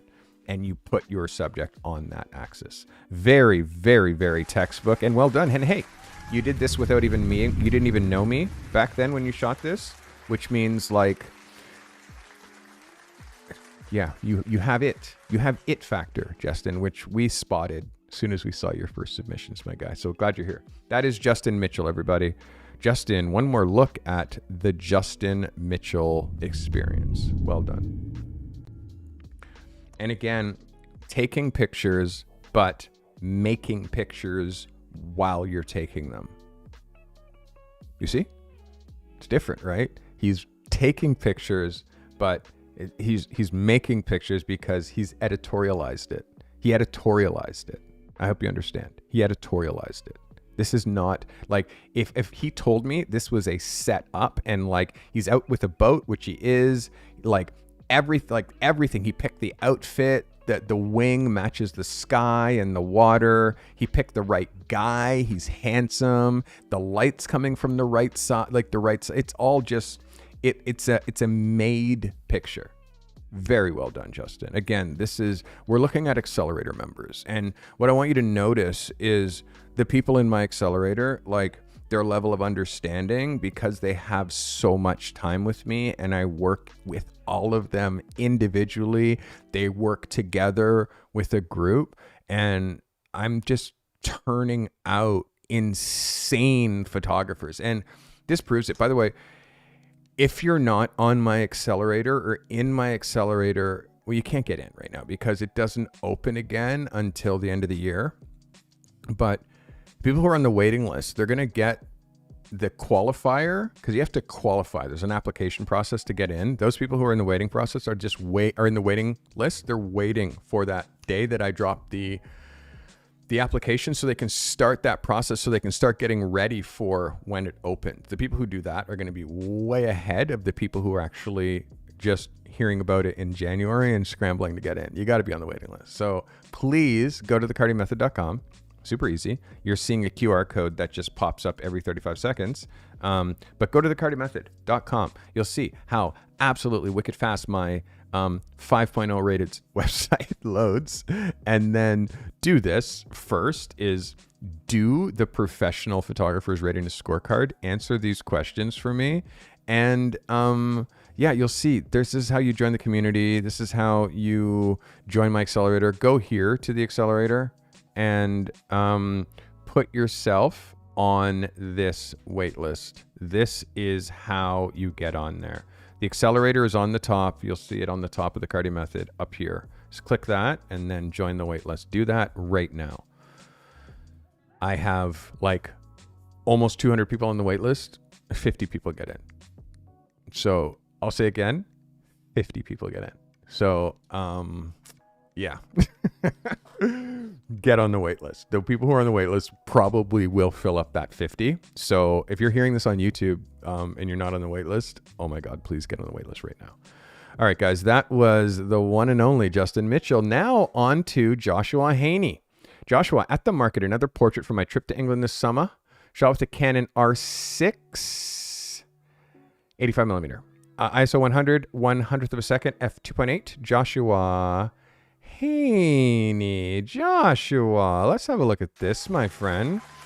Joshua, this is another made picture that it could have just been a taken picture, but you turned it into a portrait, which is what we do. Like, you saw this gentleman, he was in this place, and you said, "Hey, sir, could I take your portrait?" And he said, "Sure, what would you like to do?" And you placed him, you positioned him, and you shot this photo. So technically, like, this is a yes for me. I mean, for me, Joshua, I just know what your potential is, and I know the level of work. Like, you are a picture maker. You are rarely a picture taker. So it's nice to see when you're out doing street portraits that you even take pictures there and then as well.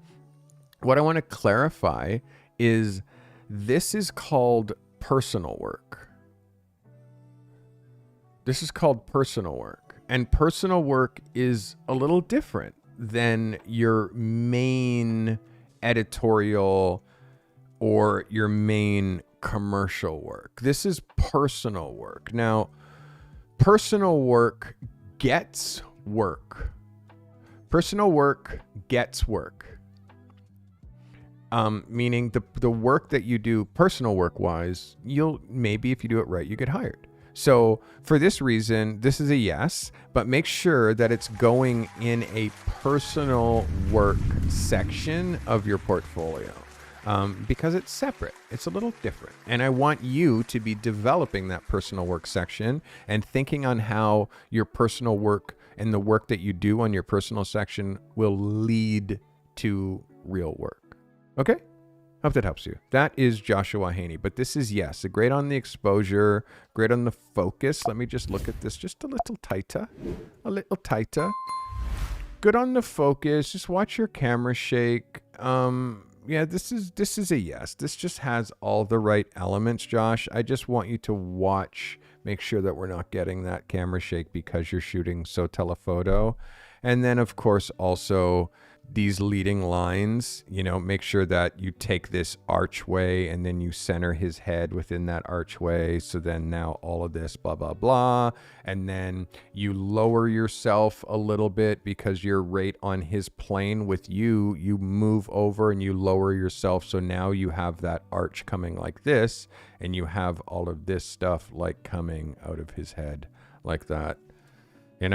Right now you can see how this is offset over. It's up and over. So that's just a small thing that you could do as far as you're placing him and juxtaposing to just make it like just that much better. I hope that helps you. That is Joshua, the one and only Joshua Haney. Let's get it on. By the way, I'm on Instagram. Did you know that? I'm on Instagram, like you should be, because, I've been on Instagram since the very beginning. You can follow me on Instagram. I'm at Steve Carty on all the social medias, and you can follow the viewers that submit photos on our The Carty Method Instagram. That Instagram account is run by the mighty Vicky Sonic. Vicky runs my socials. She runs TikTok. She runs Instagram. Not my personal Instagram, but the Carte Method Instagram. So if you want to be featured to our viewers and also follow the Carte Method Instagram, because come on, we're trying to get to 1,000 followers. We're not at 1,000 followers yet, and I have 20,000 people following me here. Follow me. It is my viewer showcase. And we also have the Carte Method magazine on Substack, and I have my Carte Method Substack. So there's all kinds of things. Go to Substack to search the Carte Method and you'll find me on there. Guys, that is Joshua Haney. Joshua, good vibes, good vibes, good vibes, good vibes, good vibes, good vibes. Taylor, good vibes, good. Good vibes, good vibes, good vibes, good vibes. Deadpool, good vibes, good. Good vote, good vibes, good vibes. John Travolta, he's confused. He doesn't know what's going on. Good vibes, good vibes. All right. I just try. I try to make this show entertaining for you guys. I try. It's tricky, but I do. I try. I try to make it entertaining. You know what I mean? I try to make it entertaining while you're at home watching. And by the way, I do all of this live. Everything that you're seeing here, I do all this live. I programmed all this stuff. Like, I'm a 54-year-old man that figured out how to be on YouTube. And literally, I'm doing this like a two-camera setup. Literally, 2 cameras, glitches, all of these effects and all this stuff. Like, I figured this whole shit, I figured it all out. And I control the whole thing using this. You see my buttons here? These are the buttons. This is the buttons that control my stream. So, if I want to turn my lights off back there, I can turn those lights off, turn those back on. And again, I have to learn how to program this stuff. When I want to bring Taylor Swift out, I just push that button. And if I want to bring out Deadpool, I just push that button and then Deadpool comes out. And if I want to do Big Love, I just put that button and Big Love comes up here. If I want to bring the zoom and like follow me, I just push the zoom button like that. And then the camera zooms and tracks me sometimes. Maybe I'll put it on this one. Try that. See, there it is. It does better on this one, and it tracks me. Yeah, all of this, you too can be as insane as I am with my live stream if you practice. For me, I just got into doing this back during COVID when, and I used to do this for nobody. Nobody was watching me. Nobody cared about what I was doing. But somehow, so Joshua, okay. So, Anna, this is my next image consideration. And by the way, yeah, if you're a member, you also a channel member, hit the join button. You can do all of these glitches that these silly people who are watching me do continually. You notice how time warp sped up? It's way faster now and it doesn't hold for as long. Ding, ding. Mental math, by the way, is back. Big brain. What's it called? Big brain? That's back if you guys want to do it. Okay, Carty, here's my next image consideration. Thanks for your feedback. 85 millimeter ISO 200, f4, 125. Thanks for being short and to the point, Anna Banana. Appreciate you. Anna, this is her next picture for consideration. Anna. So for me, location choice on this one is makes it a little harder because number one, we're winning on so many factors here, like his outfit. He's got the right jeans. He's got the right polo, although it's like a little just disjointed here. His expression isn't right here. He looks a little unsure. And then the parked cars back here make it like that. Now, this kind of vibe makes it feel like it's not the right location. If you look at the brick and his hair and his skin tone in this, yes, but is only half a picture because all of this stuff over here doesn't involve the brick. So in this case, all of that to me is a no. You just take him and you move him along the wall. You move him along the wall until there's no more. So now this wall starts to go this way, or you rotate this way and hit him in this way. So you're getting only the brick as the background. I like how the light is like bouncing back and forth, but it's just, it's all of the white light that's in the background that you can't help but see. Our eye is going to go anywhere that's light. So our eye actually goes up here first. That's the first thing that we see. Then we see this, then we see the t-shirt. And sadly, I see the t-shirt is off, like it's not adjusted properly on his hoodie. And then I see this white car back here and this license plate. Like there's all of these different things that I'm seeing that's pulling me off. The fact that his arms are in his hoodie and he's pushing it down so hard, it's actually pulling.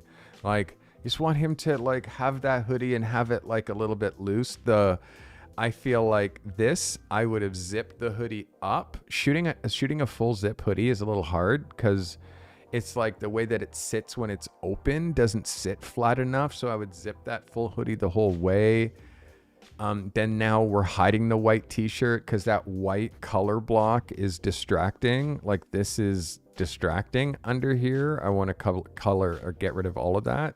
So now you're covering that. And then what that does now is it makes you actually notice that it's a polo from Ralph Lauren because you're not trying to compete with his chain and the t-shirt and these liner stripes because you already have those details here. You don't need them again up there. So I don't know, Anna, this one for me, it's a little sloppy on the styling and it's not the location that makes me like, yo. So these are all things that you have to watch. That's the first thing that I see when I look at this picture is like, I got to clean that up. That's super distracting. How he's pulling in on his pockets, that's no. And then his sleeves feel a little bit short. So we got to pull his sleeves down. And then expression and all of this, like this is how we like work through all of these details. I hope this helps you, Anna. Show me another. This one for me, it doesn't hit as hard as the last one. I know you have other bangers with him. I don't know if this one's it. Just show me more, show me more, show me more. And again, I asked for this. I asked for you to send me more edits because this kid is so great, but I just want to see your process. Maybe you can book a 15-minute with me and I can see the whole library and be like that one. It'd be so much faster. You can do that. Anna's also in my accelerator program. Anna Banana, thank you for submitting. Anna Kaya. Thanks, Anna. By the way, cover, yes. Crop, you followed your rules. You know what I mean? So like you got the rules. You understand like it works compositionally, like framing wise, but it's just the wrong spot. That's all I'm saying. I hope you understand. Guys, that is Anna Kaya. All right. Daniel Van Cleef. So here's another capture from the same session I submitted last week. This time it's color and it is my friend Esther. I love the vibe here. Had a few minor touch-ups after going a bit overboard with the last one. I was careful to keep it subtle. I'm following some tutorial on skin work for both Capture One and Photoshop, and I know it's a learning curve, so in due time it will get better. And as Carty mentioned last time, be careful with the clarity and the structure sliders. Let me know if this works in my portfolio. Fuji X Pro 3 18mm crop C, crop sensor, ISO 250, 1,000th of a second, 2.8. This is Daniel Van Cleef. Daniel. There's something here, Daniel. And now that I'm seeing what you shot her on and seeing this in color, this is like such an entirely different concept. Exposure is under. And again, I don't want to see these white borders. So give me the whole picture without the borders, please. You notice no one else has borders on their photo. This is like you're actually giving me a square and then giving me a border on top of it. And I don't really understand. Her finger is too close here. Her finger is too close here. As you can see, there's lots of space here. This little flip, I kind of like seeing that little hint of shorts underneath, but you have to make sure that the styling is really on point. Like, I don't know, it feels off balance because of that curve, the way the hydro lines are going this way. It's tricky, Daniel. It's tricky. I really like the other composition more. This hand, how close that hand is to the edge gives me anxiety a little, and this curve gives me a little anxiety, and the exposure. You're shooting in shade, which we're supposed to. Oops, that's an H. We're supposed to shoot in shade. That works, but when it's in shade and also under, it feels muddy. And if it feels muddy, which it kind of feels muddy, you have to fix that. And you fix that with exposure or brightness. So look at the back of her hand. You can see her hand just feels dark. This side of her face feels dark. The highlights aren't bright enough. So this is just give me this picture like a half plus. Start at a third plus and give me this back. And also, please give me the whole picture. Do not do this anymore. I don't want to see ever borders. Show me the whole picture. I hope that helps you. That is Daniel Van Cleef. Daniel, Accelerator Killer. I love what she's wearing. It's just, reprocess this and send me again, please. Daniel Van Cleef. Let's get it on. All right. Who's the next? Juan Herrera. Juan says, I'm considering this for my portfolio. It's an attempt to do a beauty style shoot. I wanted to capture classic pre-light, bright white background. I didn't have enough strobes. I only had 2. So I had the strobe with a mid-large softbox behind the model facing me and the main strobe light about 45 degrees. Okay. Rembrandt light. Would like your constructive criticism on this. EOS R24 to 105 at 105. Shot at f8, 125 at 100 ISO. This is Juan Herrera. Okay, Juan, you, like, I was worried about what I was going to say. See, Juan, I was worried, bro, because I got to tell you, reading that pre-crit, I'm just like, oh shit, what am I going to see? He's doing a dirty white. You can do a dirty white, but there's like a way to do it. You have to do a dirty white like so specifically. You can't just mess around. It's got to be so perfect. And then Juan, what does he show? He shows me this. Juan, let's go. This is really lovely. Her hand looks a little bony. And it's like she's got like model hand, which means she's like trying to do that, like, let me do my right camera here. She's trying to, like, you can see that she's doing model hand. You know what I mean? So that's like there's a little extra. She's got resting bitch face. So you have to watch like just how she's holding, like, you know what I mean? She just has that, like, she just, like, sadly, like, you have to control like the attitude of the model as well. And it's like, and likability of the model. So her mouth, the way that she's holding her mouth, it just looks like she's just snobby. And that's because, like, a girl like this is how you have to shoot her. You shoot her laughing. You have a girl who looks this killer and who is so perfect. You have her going like this.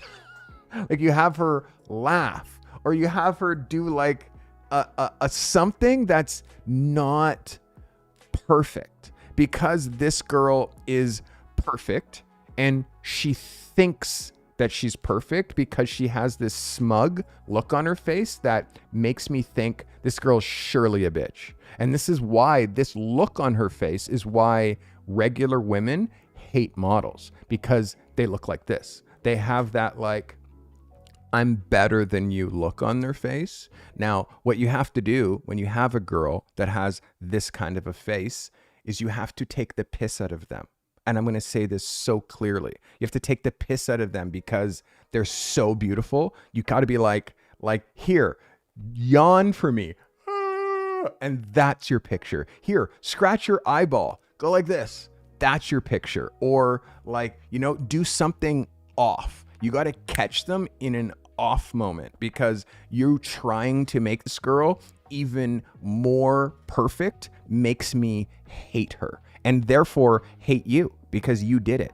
You know what I mean? So the whole vibe about high fashion at the highest level, and a great guy to look at for this is David Sims. And again, you'll notice that I am a freaking Hello.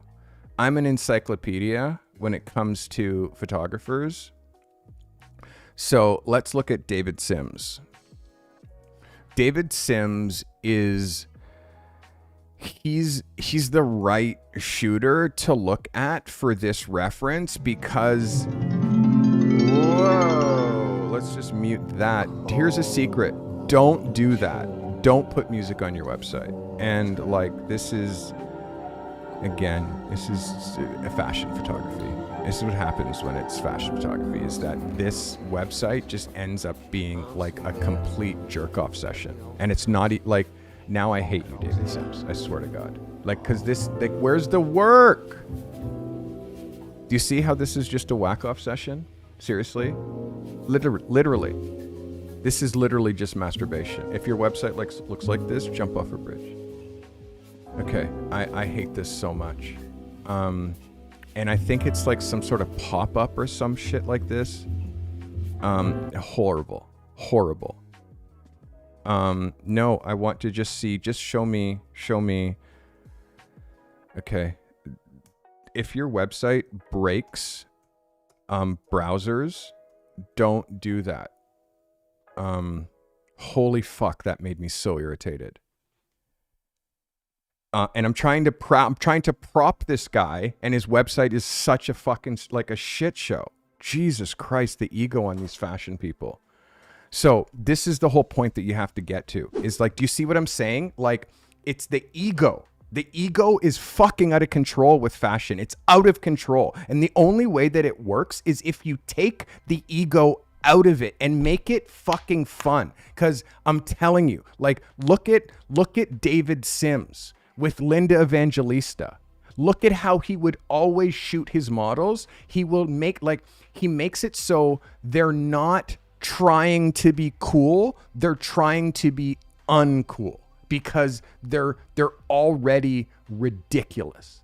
Like, when you make a model and you let her be even more perfect, that's not the thing. Make them imperfect. Like, now take a supermodel and have her make a face. Now you're a fucking rock star. So one, please stop the whole concept of trying to shoot perfection, because it's tacky. Seriously, it's tacky. And like, when you have that model who's trying to be that, take the piss out of them, please. Be like David Sims. I hope that gave you some vibes. So again, this is too perfect. And if you look at it as a cover, let me just, is this cropped back down to, let me crop this. There we go. So you're seeing that. Let me show you. You can see this as a cropped picture. You can see where it crops as an 8x10. Just make it so she's less hateable and more likable. And you do that so simply. I'm so passionate about this because like the fashion industry is full of like shallow, soulless vessels. Okay. So how you make it in that industry is not be that, and add depth to your photography by not trying to be anything like them. Try to be different. I hope that helps you, Juan. That is Juan Herrera. Everybody, Juan Herrera. All right. So, again, I get so amped about this because like without guidance, people don't know. They just shoot whatever, you know? And it's like with the right guidance, killers. And the people who have been my assistants, Wade Hudson. This kid came to me when he was 17. Look at Wade Hudson. Let me hide my frame. Look at Wade Hudson's work. And again, everything that I'm telling you right now, Juan, look at Wade Hudson. Look at how he's not trying to make perfect poses. David LaChapelle can jump off a bridge. David LaChapelle is over. He is a has-been. And again, he is the height. He is the absolute, like the highest level of what's wrong with fashion photography is David LaChapelle. And Anne Leibovitz, truly. So, do you see what I'm saying, Juan? Like, your ideas, you can't just be regurgitating perfect. You have to go further. This is Wade Hudson. Wade was with me for 2 years. And look at Wade's work. So, again, don't try to be perfect. Look at Wade's poses. You see, it's like, it's love. It's just a whole different concept of how you're posing and positioning people. It's just different. He shot this when he was assisting me. So, Juan, I hope that helps you. Like there's definitely like, there's a level that we're trying to achieve, and you have it with like your technical, it's there, and the level of models that you're shooting. It's just now what they're doing. Please do not let your girl come at you with this smug look on her face. Just wipe that look off her face as soon as she gives you that. Cool? I hope that's clear.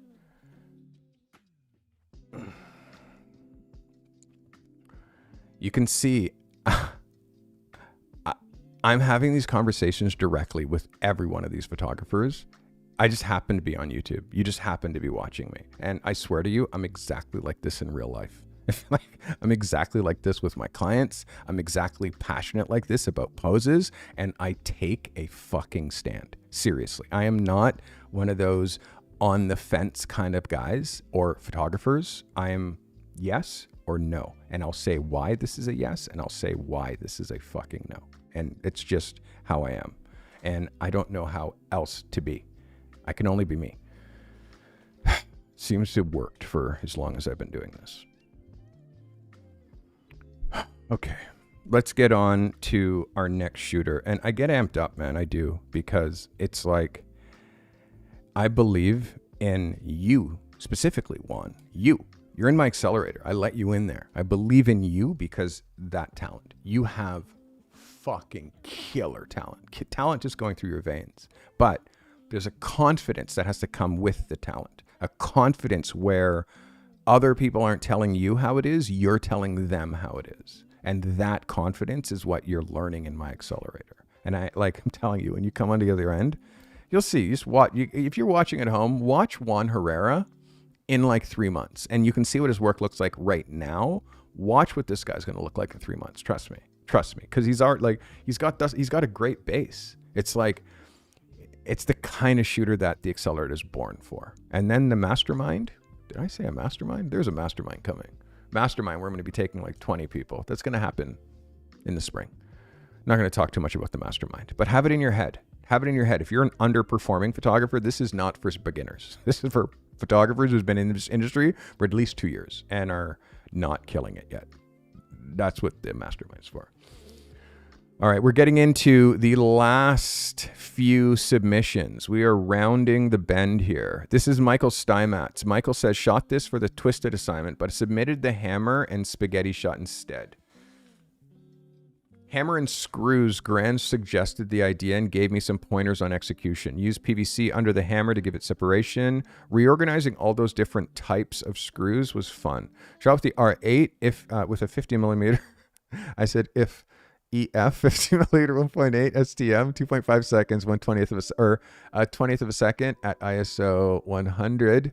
This is the mighty Mike Steinmetz. Mike. This is a yes for me, bro. It's a yes for me. This is a yes. Yes. I love this, Mike. Love it. The using the blue underground is like underground. The using the blue underneath the screws is it gives a great contrast to this color, you know, like giving the blue under is actually like a nice contrast to both of these screw colors and actually matches here.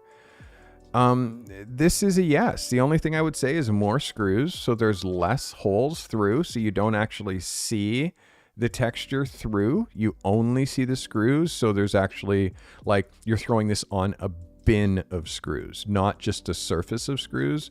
This is the only thing that you could really do to take this to the next level. Your focus, your composition here, your everything here, Mike Steinmetz, is a yes for me. And again, it's like, this is, you could frame this and hang it on the wall. Imagine if this was in your tool shop, if you were like a heart hammer kind of a guy and this was in your tool shop. Like, this is just a yes, Mike. This is a yes. I'm glad Grant worked with you on this one. This is a yes. Yes.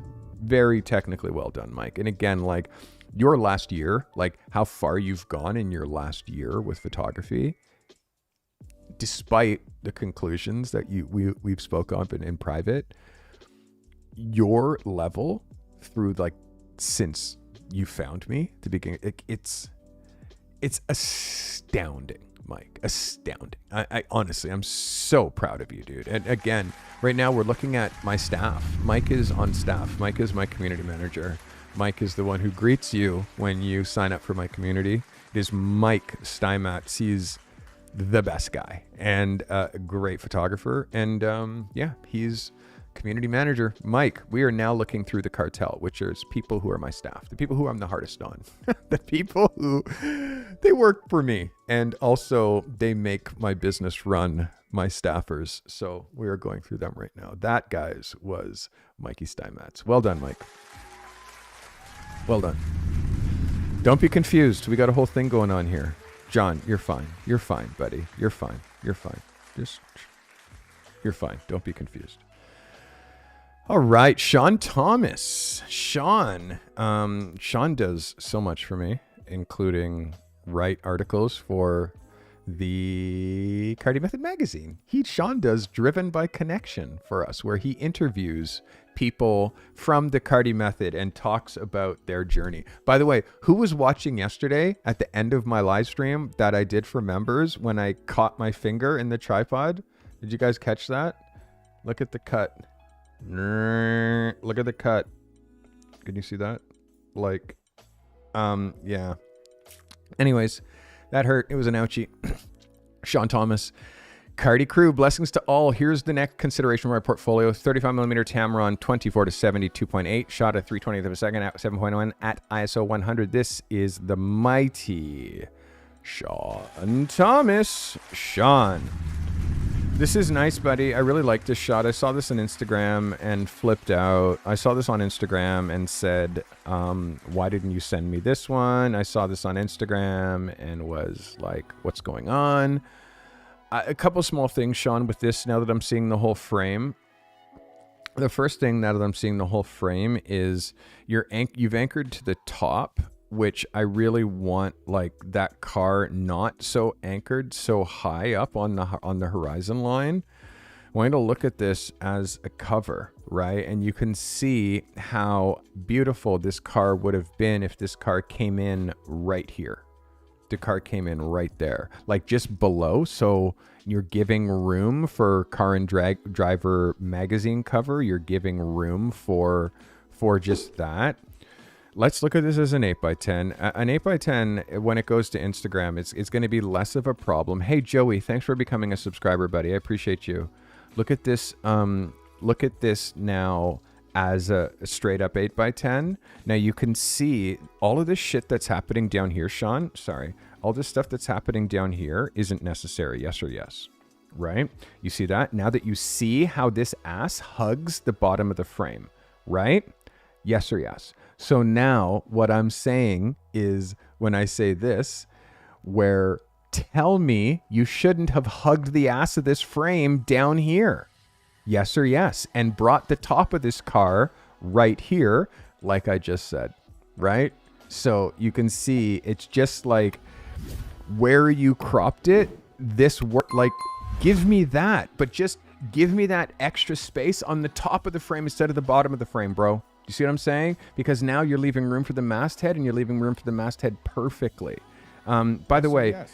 Tell me these masks that I make around the frames aren't so helpful. Yes, like this 4x5 mask, so you can see what it looks like as an 8x10 and how helpful that is, and like just moving that around. Sean, this is a killer shot. And yes, it will go in your portfolio, but it'll go in your portfolio cropped, because I would put this in your portfolio cropped to a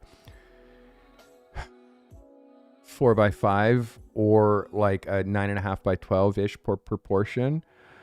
That's what I would do, 9x12 proportion. And I just lock this in, Sean, because we're shooting magazine covers, eh? Whenever we shoot a vertical, we're shooting a magazine cover. So don't anchor top, anchor bottom. That's all. Anchor what? Anchor bottom rather than anchor on the top, Sean. That's all. I hope this brings you value, my guy. This is a killer, and yes, it will go in your portfolio. We're going to let this slide, but these compositional rules and these framing rules, especially for verticals and horizontals where there's not a lot of play, be as crazy as I am. Be as crazy as I am with your framing, yeah? By the way, if this is giving you value, I'm a 34-year pro. I've been shooting for treat everybody like a superstar. Famous people less like a superstar. I treat famous people like real people. I started as a photographer, I would say professionally, when I was 20. My brother's a fine art painter, heavy influence on me, and I couldn't paint, so when I discovered the camera, it was really easy for me to express myself creatively. Everybody's in the business of glorifying celebrities, so capturing them, it's already glorifying them by photographing them. So if I can get them a little bit more understated, I feel like it brings up the real. In 1997, I shot Tom York from Radiohead, most important picture of my career. In 2001, I shot Pharrell Williams for Peace magazine. Again, very important picture. Colin Firth, a week before he won his Oscar, career moving pictures where that picture propels a whole new wave of clients, a whole new wave of people looking at my work. I think pivotal career-changing pictures are more important than favorite pictures, because they're all my favorite.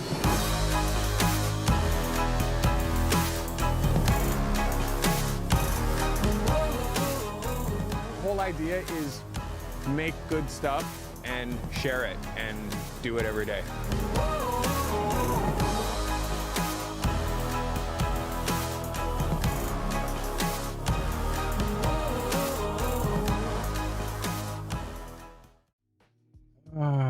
Sean Thomas. Well done, buddy. Okay. So, Gran Wrath. Gran, what's better than a pair? What's better to pair with a Coke than Mentos?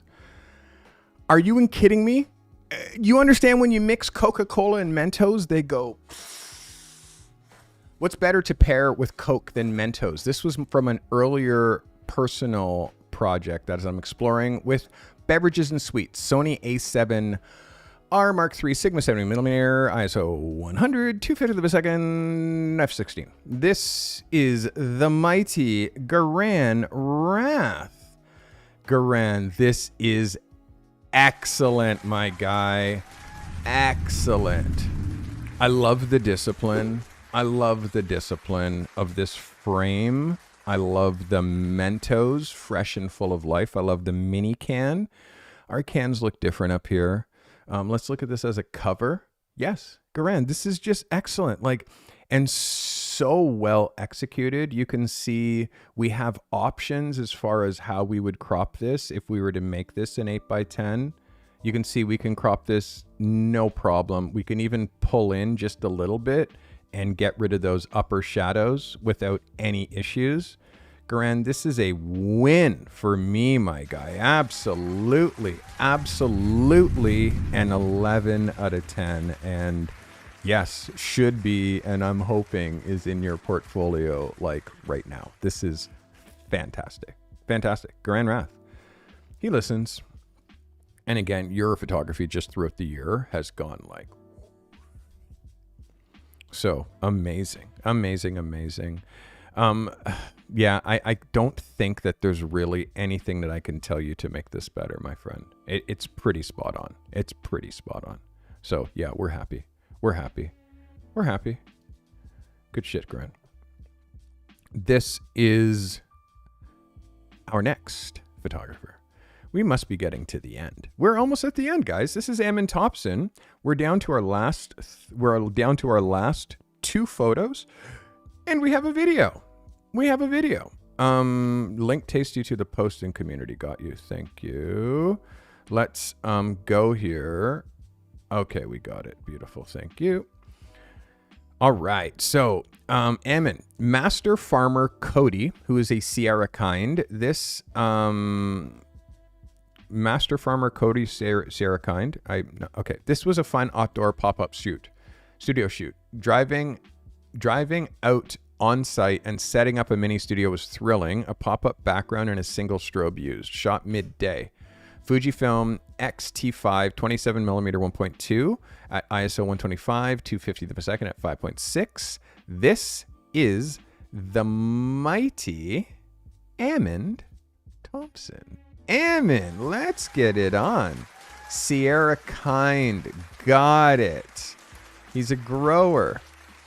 Amazing, Eamon. I'm just looking at you. I'm just looking at the exposure. You can see how this is black. This is 100% black, and then this is your black. So you can see just the difference in density here. Not sure if this is velveteen, simple and clean, as Lenny says. This is what we use for our backgrounds. I showed you yesterday how I use black velveteen to get a perfect jet. Let's have a look at this closer.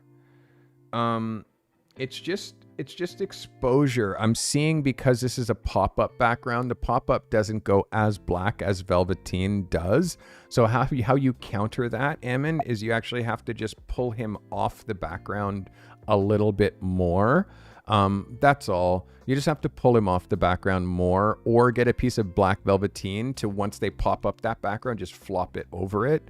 I just tape mine to the wall like that. I don't even need the pop-up background at all. For me, I use the black side more as a blocker than a background, although I do it sometimes. So these are just small things to watch. Another way is if you light the front with a grid rather than a softbox. Because you're lighting the front with a softbox, so much of that light hits the back, and it actually makes it different. So small things. The idea is a yes. And you can also make this background blacker in post. But again, I like this. I like this a lot. I think you need a little bit more contrast. Just a little bit more contrast. I'm not sure what your contrast is at, but just up the contrast a little bit. But yeah, this is a yes. This can go in your book. I like this picture a lot, Eamon. This can go in your portfolio. Well done. Well done. Okay, we got one more photo. And then we are going to look at a video from one of my viewers is a drone pilot, and he submits drone piloting videos from time to time that he wants me to look at. So this is calligraphy, my portfolio submission. I went through a process of elimination with Guran, and we ended up choosing this as the top pick for the selection. I got to work immediately after choosing the selected photo to produce this product. This is the aftermath. Nikon Z8 85mm, 2.8, 1/100th of a second, ISO 100. This is calligraphy. Let's get it on. Yes. Yes, calligraphy, yes. Yes. This is so dope, dude. So dope. It just has such a swag to it. Look at it as a cover. You can see also like his hands on his holding his shirt. Like I'd rather his hands like just in his pockets, in his front pockets. He's got the right kind of teenage angst. He's got the anarchy ring. Like this is a vibe. I just want you to watch the exposure in here, this part of his face here, that it doesn't go too far, too bright. This is a yes for me, calligraphy. I'm giving this top marks. This is an 11. Love it. Love the framing. Let's look at it again as a cover. You see the cover. Let's look at it as a 8x10. As an 8x10, I'm going to have to lift this up here. And you can see this is what it looks like as an 8x10. It crops just below his elbows. Apologize for the slipping of the framey here. There we go. I would cut his head a little bit and crop him like that. If you go above and don't cut his head, feels a little bit too portraity. For an 8x10 for Instagram, I would cut his head like right there. That's where I would drop that. But this is a yes for me. This is well done calligraphy. I'm giving you an 11 on that one. It's great. You have this fashion editorial side to you, my guy, that I feel like I'm quite responsible in unleashing. You're starting to get this. You're starting to get this. This kid's face, you could have lit him a little harder, like even a little bit more Rembrandt-y, but this is very safe, flattering light. You could have gone even further. This is very well done, calligraphy. Well done. All right, so that is the photography. Let's look at what our man Josh McCoy has in store for us. Josh says, shot on a DJI Osmo Action 4. And yeah, this is our not photo, it's a video, silly. This is our video from the mighty Josh McCoy. Settle in. Let's get it with Josh. Josh has said DCMA free music. So Josh, thank you. Whether YouTube agrees, that's what we're about to find out.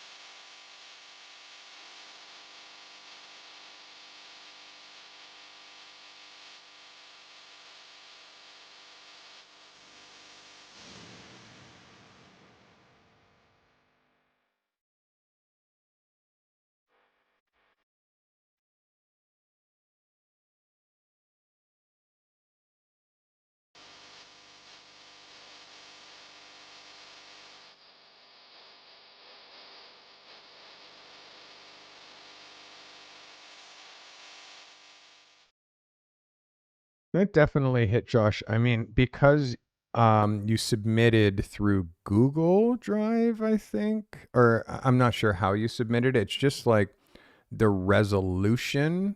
I'm not sure if it's showing the right, like that's saying that it's 1080, but I'm sure that you shot that in 4K. The music very like I think that like you have a tendency to lean towards like music when it comes to all your drone footage, and it's so jarring. I can't even tell you how jarring it is. I'm going to show you how important music is. How important music is, and how if you just like switched I'm going to pick any soundtrack. Like I'm just going to pick, let's see.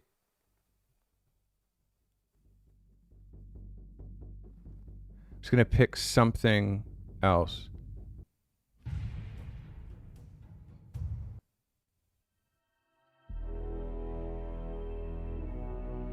And part of creating video pieces are about the soundtrack that we pick. Here it is. So this, watch the difference. Watch the difference from techno to, I'm going to mute this. Watch the difference from techno to what I'm playing right now. Watch.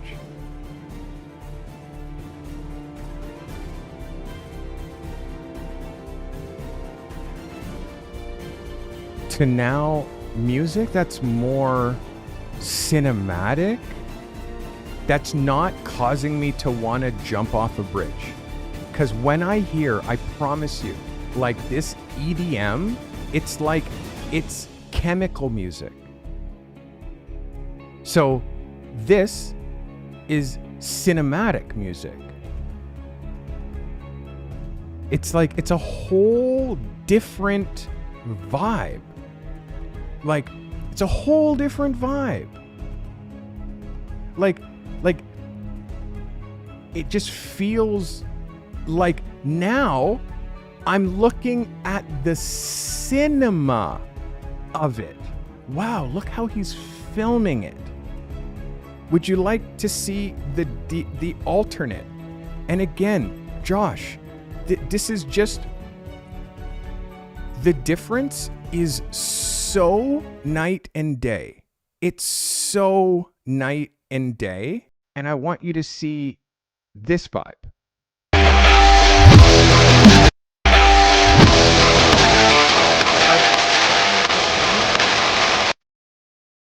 Like seriously, like this is just like, it's like, dude, you're repelling people. As soon as they push play, you're repelling people. It's no longer like, look at the cinematic. You're now trying to appeal to like Monster Energy idiots with this music. And it's not at all the level of brain power that you're trying to attract.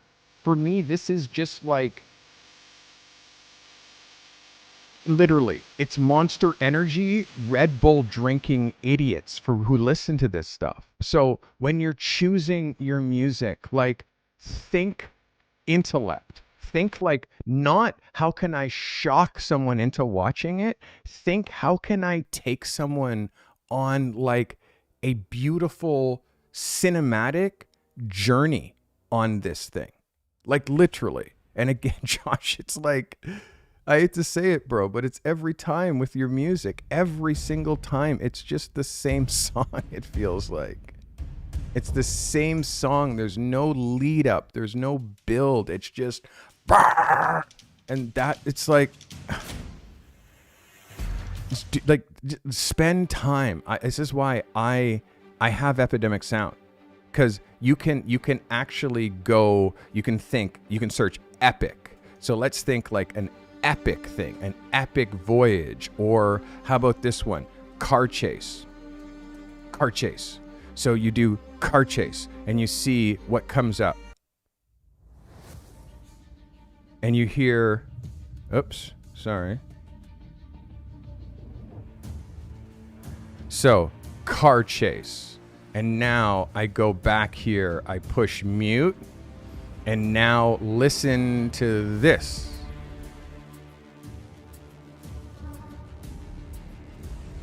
Now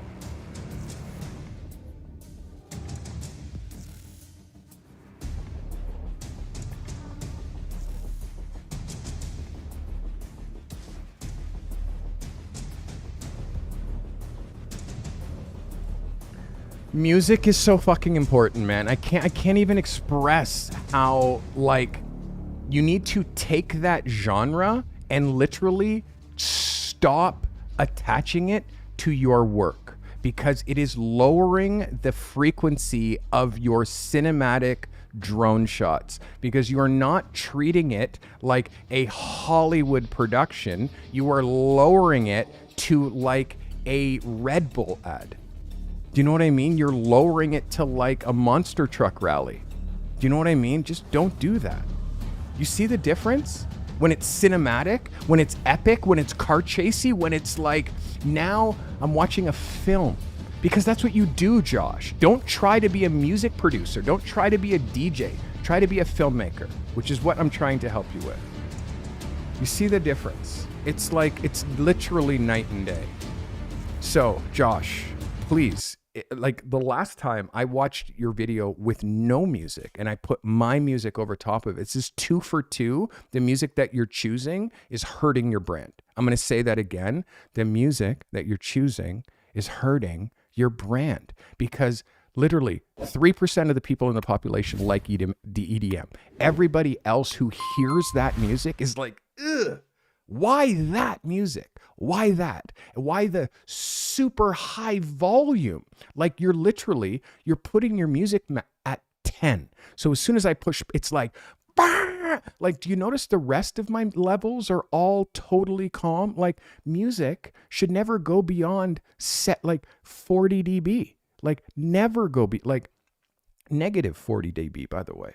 So it's like, there's a lot to making videos. Like, do you understand how long it took me to pick the right music for my videos? Like, you know, so you don't, like, the music adds to it, but it's not dominating. When you're shooting something with no dialogue, music is all you have. So be 1,000 times more like aware of the music that you're choosing and how that music sets the mood for the viewer. You want the viewer to take in your cinematography. You can't do that if it's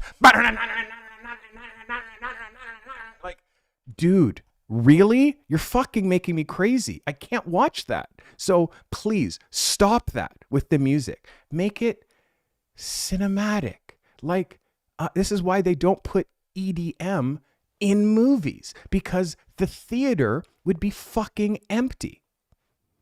I hope I'm clear, Josh. Please stop with that music attached to your drone photography.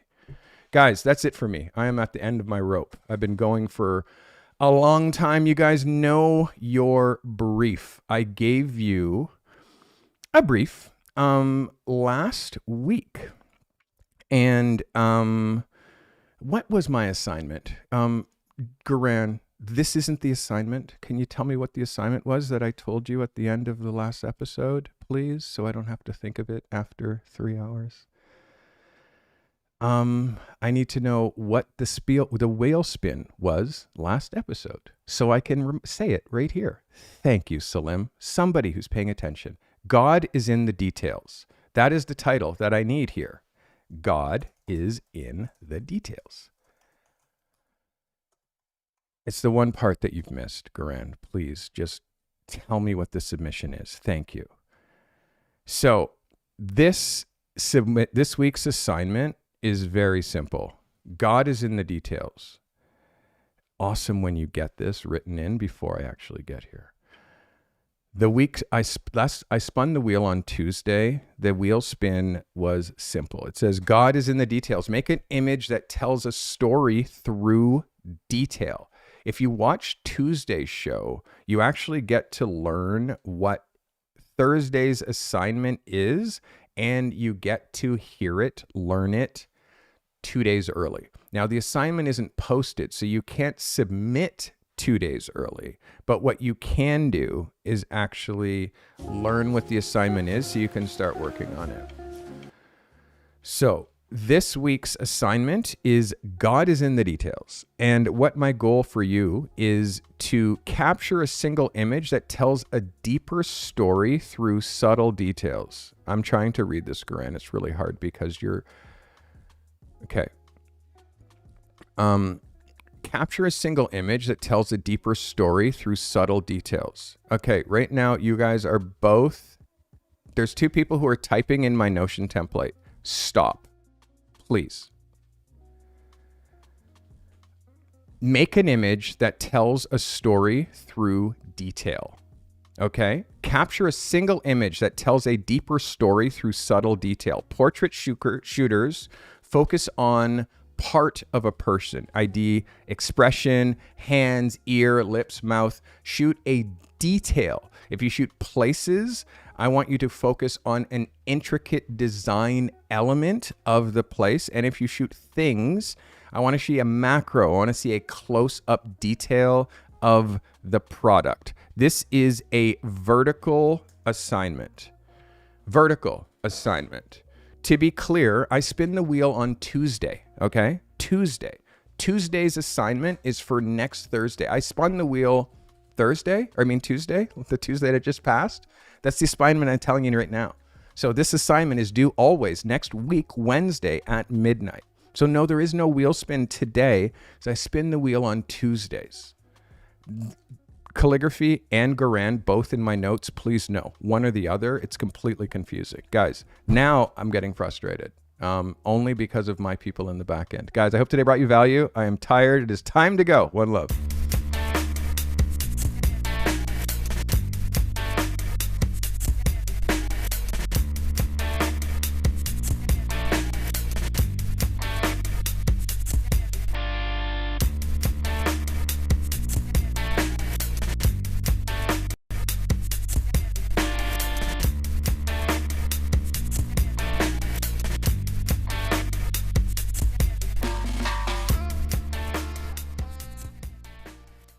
This commercial-free live stream was brought to you by the members of this channel.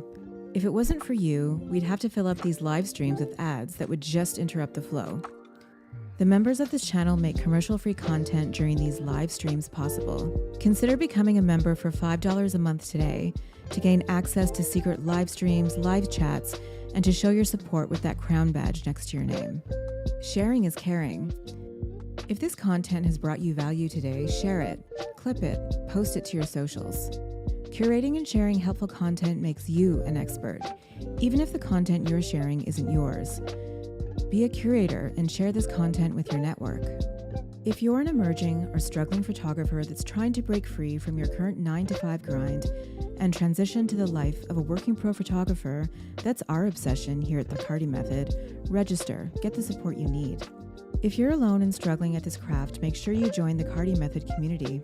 You'll always find help in the show notes. Subscribe on Apple Podcasts and Spotify. Find your creative and business genius with the Carty Method.